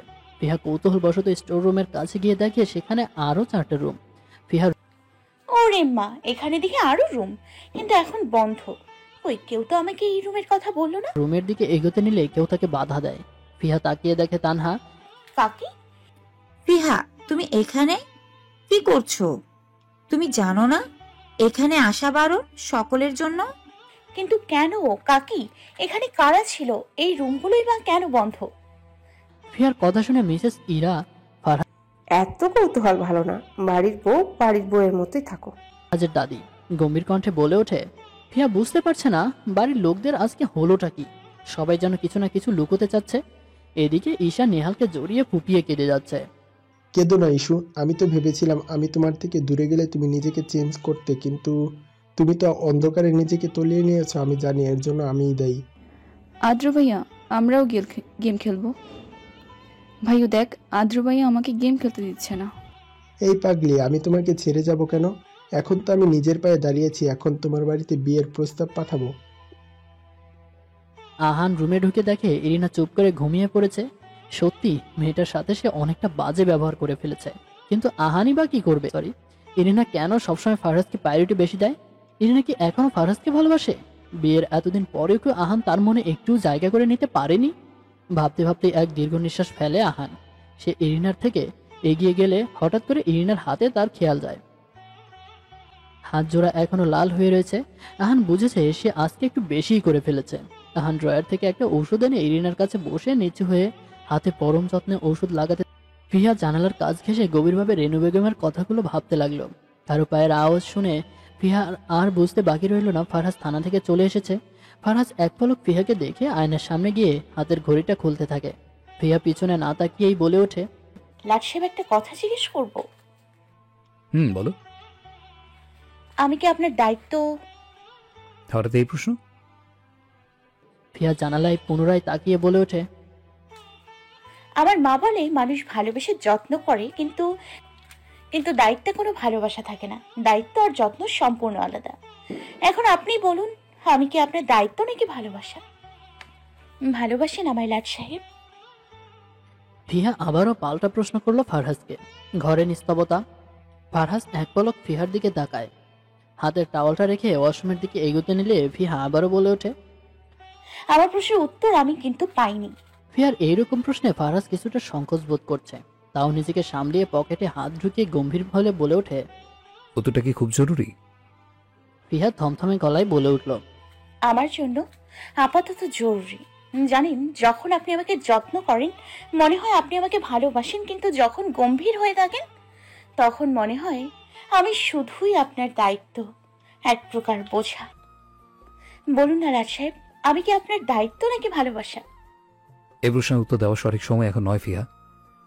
ফিহা এবার ফারহাজের কাছে এসে বলে ওঠে, সময় হয়নি মানে কি? আমার এক্ষুনি উত্তর চাই, আমি পারছি না আর।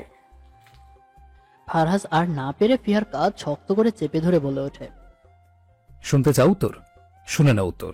তুমি শুধুমাত্র আমার কাছে দায়িত্ব, এক প্রকার বোঝা। আমি নিজ দায়িত্বে তোমাকে এই বাড়িতে এনেছিলাম, তাই তোমার যত্ন করাও আমার দায়িত্ব। ফারহাজের কথায় ফিহা কোনো রকম রিয়াক্ট না করে আবারও বলে উঠল, বিয়ের এতদিন পরে কি আমার প্রতি আপনার একটু ভালোবাসা জন্মালো না? আমি শুধুই আপনার বোঝা, আপনার দায়িত্ব হয়ে রইলাম। কথাটা বলতে গিয়েও ফিহার গলা ধরে আসছিল। ফারহাজ ফিহার কাঁধ আরো শক্ত করে চেপে ধরে, এতে ফিহা ব্যথা পেলেও সে চুপ করে থাকে। ফারহাজ আবারও বলে ওঠে, ভালোবাসা? কিছু ভালোবাসা শুরু করেছো? হ্যাঁ, এরকম বয়সে কি বুঝো ভালোবাসার মানে? এরকম একটা মেয়ে ভালোবাসার কথা বলো? আমাদের বয়সে পার্থক্যটা দেখেছো? গুনে গুনে 11 থেকে 12 বছরের বড় আমি। এইসব ভালোবাসা আর যাই হোক, এই ফারহাজ মির্জা অন্তত এখন বিশ্বাস করে না। কথাটা শুনে ফিহার নীলমণি বিশিষ্ট চোখ জোড়ায় নোনা জল গড়িয়ে পড়ে। ফারহাজ ফিহার থেকে মুখ সরিয়ে নেয়, কেননা ফিহার সেই ভয়ঙ্করী চোখ জোড়া জল যে তার বুকে তীরের মতো বিঁধে যায়। ফিহার নিজের চোখের জলটুকু মুছে ফারহাজের দিকে তাকিয়ে বলে ওঠে, মুখ ঘুরিয়ে নিলেন কেন? আমাকে তো আপনি ভালোবাসেনই না, তাহলে কেন আমার চোখের জল দেখতে পারেন না লাট সাহেব? ফারহাজ ফিহার দিকে না ঘুরেই বলে ওঠে। তেমন কিছুই না। ফিহা এইবার কিছুটা হেসেই বলে উঠল, ভালোবাসেন না ঠিক আছে, কিন্তু আমার ফিলিংসগুলোকে অসম্মান করার কোনো অধিকার আপনার নেই। আর বললেন না বয়স, ভালোবাসা বয়স দেখে হয় না। আর বললেন না বয়স, ভালোবাসতে বয়স লাগে না, ভালোবাসতে লাগে মন, পবিত্র দুটি মন। হ্যাঁ, আমি আপনাকে ভালোবাসি। কথাটা সোজা ফারহাজের বুকে গিয়ে বিঁধল। এক শীতল শান্তি বইয়ে দিল।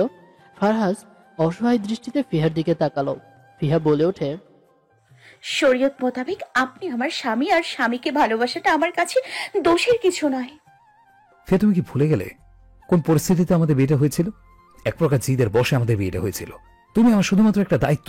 সো এইসব সো কল্ড ভালোবাসা নিজের মাথা থেকে যত তাড়াতাড়ি ঝেড়ে ফেলতে পারো তত ভালো। এইসব ছেলে মানুষ বাদ দাও।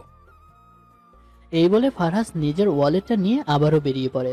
ফারহাজ চলে যেতেই ফিহা ফুপিয়ে কেঁদে ওঠে। ফারহাজের প্রতিটা কথা তার গায়ে কাটার মতো বিচ্ছে। ফারহাজ তার ভালোবাসাকে ছেলে মানুষই বলল? ফারহাজ কেন ফিহার ফিলিংসটুকু বুঝলো না? তার লাড সাহেব কি কখনো বুঝতে পারবে? মিসেস ইরা ঔষধ হাতে নিয়ে দেখে মিস্টার রায়জাদা ঘরে নেই। কোথায় গেল লোকটা? রেনু বেগম দীর্ঘ শ্বাস ফেলে মিস্টার রায়জাদার কাঁধে হাত রাখেন। মিস্টার রায়জাদার চোখ দেয়ালে আটকানো একটি সুখী পরিবারের ফ্রেমের। মিস্টার নিবিড় মির্জা, মিসেস আরিশা মির্জার তাদের মাঝখানে 14 বছরের একটা ছেলে আদ্র আর 4 বছরের একটি বাচ্চা মেয়ে নীলা। হ্যাঁ, রেনু বেগম ও মিস্টার রায়জাদা, নিবিড় ও আরিশার তথা ফিহার বাবা মায়ের রুমে। রুমগুলো প্রায় বন্ধই হয়ে থাকে, তেমন কেউ এই রুমে আসে না। মিস্টার রায়জাদার মনটা যখন খারাপ হয়ে যায় তখন এই রুমে ছুটে আসে। ভাই হঠাৎ এই রুমে? না, আসলে আমার মনে হয় ফিহার জানা উচিত নয় কি তার পরিচয়টা। হ্যাঁ, রায়জাদা মির্জার চোখ ভরে ওঠে। কিভাবে বলবো? যতই হোক, ফিহাদের এই পরিণতির জন্য আমরা কি পরোক্ষভাবে দায়ী নই? কি মুখ নিয়ে দাঁড়াবো? অতীতের আরিশা কোমের শাড়ি গুজে লাফাতে লাফাতে সকলের জন্য চা বানাচ্ছে। নিবিড় রান্নাঘরে দাঁড়িয়ে আরিশার কাণ্ড দেখে এক ধমক দিয়ে বলে ওঠে, এক ছেলের মা হয়েও এই লাফানো কমে না তোমার? তো আমি কি করব? আমি হলাম গ্রামের মেয়ে, আমার আবার লাফালাফি না করলে একটুও ভালো লাগে না। কিন্তু আপনার পেটে যে আমার ছোট্ট রাজকন্যাটা বেড়ে উঠেছে সেদিকে খেয়াল রাখতে হবে তো, তাই না? চিন্তা করবেন না জনাব, আপনার রাজকন্যা আমার পেটে একেবারে সেফ থাকবে। আরিশা চায়ের কাপ নিয়ে লাফাতে লাফাতে চলে গেল। নিবিড় মুচকি হেসে কফি কাপে চুমুক দিল। এইবার পরিচয়ে আসা যাক। নিবিড় মির্জা একজন সৎ পুলিশ অফিসার। ছোটবেলায় তার মা বাবা মারা যায়। সে ছোটবেলা থেকেই সে তার কাকা রায়জাদা মির্জার কাছে বড় হয়েছে। রায়জাদা মির্জার 2 ভাই ছিলেন। ছোট ভাইয়ের একমাত্র ছেলে নিবিড় একবার গ্রামে ঘুরতে যায়, সেখানে আরিশার সাথে তার প্রেম হয়, অতঃপর বিয়ে। যদিও এই বিয়েতে মিসেস ইরার ঘোর আপত্তি ছিল, কেননা তিনি তার বোনের মেয়ের সাথে নিবিড়ের বিয়ে ঠিক করে রেখেছিলেন, তাই তিনি আরিশাকে এক প্রকার দেখতেই পারে না। আরিশা মিস্টার রায়জাদার রুমের সামনে এসে নক করে বলে ওঠে, আসবো কাকা? আরে আরিশা মা, আয়। আরিশা রুমে প্রবেশ করে। মিসেস ইরা এতে কিছুটা বিরক্ত হয়। কাকু, তুমি চাটা খেয়ে নাও, তারপর তোমার ওষুধটাও খেয়ে নিবে। সত্যি রে মা, এই বাড়িতে আরো 2 জন বউ আছে, কিন্তু বাড়ির সবকিছু তুই খেয়াল রাখিস। হ্যাঁ হ্যাঁ, উনিই সব কাজ করে আর আমরা কিচ্ছুটা করি না। তুমি থামবে? আচ্ছা থাক কাকু, বাদ দাও না। এদিকে আদ্র অর্থাৎ আমাদের আহান মনোযোগ সহকারে ভিডিও গেম খেলছে। সারাদিন গেমিং নিয়ে সে শুধু বিজি থাকে। তখনই ছোট্ট ইশিকা ও ছোট্ট নিলয় ছুটে চলে আসলো তাদের আদ্র ভাইয়ের কাছে। তারাও তাদের আদ্র ভাইয়ের কম্পিউটারে গেম খেলবে। আদ্র কিছুটা বিরক্তি নিয়ে বলে উঠল, এই হলো, আমি যখনই গেম খেলতে চলে আসি তখনই তোরা আমাকে বিরক্ত করতে চলে আসিস কেন? যা বলছি। আদ্রের কথা শুনে নিলয় কিছু না বুঝলেও ইশিকা ভ্যা ভ্যা করে কেঁদে দেয়। ফারহাজ সবেমাত্র এক্সারসাইজ করে এসেছে। ছোটবেলা থেকেই নিজের ফিটনেস নিয়ে ফারহাজ যথেষ্ট সচেতন। ইশিকার কান্না শুনে সে চলে আসে। কিরে আদ্র, তুই আমার ছোট্ট বোনটাকে এইভাবে কাঁদাচ্ছিস? এই তো চলে এসেছে আমাদের বাড়ির মিস্টার অ্যাংরিম্যান। আদ্র ও ফারহাজ সমবয়সী। দুজনের মধ্যে প্রায় ঝগড়া লেগে থাকলেও দুজন ভালো বন্ধু। ফারহাজকে দেখেই ইশিকা তার কাছে ছুটে যায়। আমি দেখছি তুই কাঁদিস না, আর তুই অ্যাংরিম্যান বলা থামাবি? তা বলবো না, তোর যা রাগ। দেখ, আমিও নিবিড় কাকের মতোই পুলিশ হবো। সো পুলিশদের রাগ থাকাটা কি স্বাভাবিক নয়? রাগে না হলে ক্রিমিনালদের কিভাবে ধরবো? যেমন কাকাই ধরে। কাকা ইজ মাই আইডল। পুলিশ, আমি তো বাবা পুরো লাইফটা এনজয় করব। জাস্ট চিল, ওকে? উপর থেকে সবকিছু শুনছেন মিসেস প্রিয়া ও ইরা। দেখলেন মা, কিভাবে নিবিড় আমার ছেলেটার মাথা খাচ্ছে? তা নয় তো কি, এত বড় বিজনেস থাকতে আমার নাতি কেন পুলিশে জয়েন করবে? সব হলো ওই আরিশা আর নিবিড়ের আশকারা। নিজেদের ছেলেকে ঠিকই বিজনেসে ঢুকাবে আর আমাদের নাতিকে পুলিশে পাঠাবে। বর্তমান গাড়িতে হেলান দিয়ে দাঁড়িয়ে একের পর এক সিগারেট ধরিয়ে যাচ্ছে ফারহাজ। তার পাশেই রাগে ফুঁসছে এরশাদ। ফারহাজ, তুই শেষে কিনা বয়স নিয়ে কথা বললি। আর পাগল ভালোবাসা বয়স দেখে হয় না, ভালোবাসা হয় দুটি হৃদয়ের গহীন থেকে। ফিহার ফিলিংসটা কি স্বাভাবিক নয়? তুই কি পারলি ফিয়াকে এভাবে কথা শোনাতে? এরশাদের কথাকে গুরুত্ব না দিয়ে ফারহাজ আকাশের দিকে তাকিয়ে বলে ওঠে, জানিস আমার পুচকি আমাকে আজকে বলেছে সে আমাকে ভালোবাসে। ভাবা যায় কত গম্ভীর গম্ভীর কথা বললো। হঠাৎ করে আমার পুচকি যেন বড় হয়ে গেল। জানিস যখন আজকে আমার পুচকি বউটা ভালোবাসি শব্দটা উচ্চারণ করলো, বিশ্বাস কর আমার মনে অজানা এক শীতল হাওয়া বয়ে গেল। পুরো শরীর যেন কেঁপে উঠলো। সত্যি অনুভূতিটা ভয়ঙ্কর ছিল। এরশাদ স্পষ্ট দেখতে পারছে ফারহাজের চোখ মুখে খুশির ঝলক। তোর উত্তরটা অজানা নয়। আজকে থানায় যা হলো এরপর আমার আর বুঝতে বাকি নেই। এর পেছনে শুধু আহান আহমেদ নয়, আরো অনেকের হাত আছে। আমি এখন যে মিশনে যাব সেই মিশনটা সম্পূর্ণ আমাকে একা করতে হবে। পথে পথে রয়েছে বিপদ। আমার সামনে কি হয়েছে তাও আমি জানি না। আমার এই অনিশ্চিত জীবনের সাথে আমার পুচকি চড়ানোর কোনো মানেই হয় না। ফিয়ার সামনে উজ্জ্বল ভবিষ্যৎ আছে, তাই আমার থেকে ফিয়াকে দূরে সরানোর জন্য এই কথাগুলো জরুরি ছিল। কিন্তু তোর এই কথাগুলো ফিহাকে কতটা বাজেভাবে এফেক্ট করবে তুই জানিস? ফিহার বয়সটা ঠিক নয়। এই বয়সে অনেকে আবেগের বশে অনেক রকম পদক্ষেপ নিয়ে নেয়। ফিহাও যদি আবেগের বশে কোনো ক্ষতিকর পদক্ষেপ নিয়ে নেয় তখন কি করবি?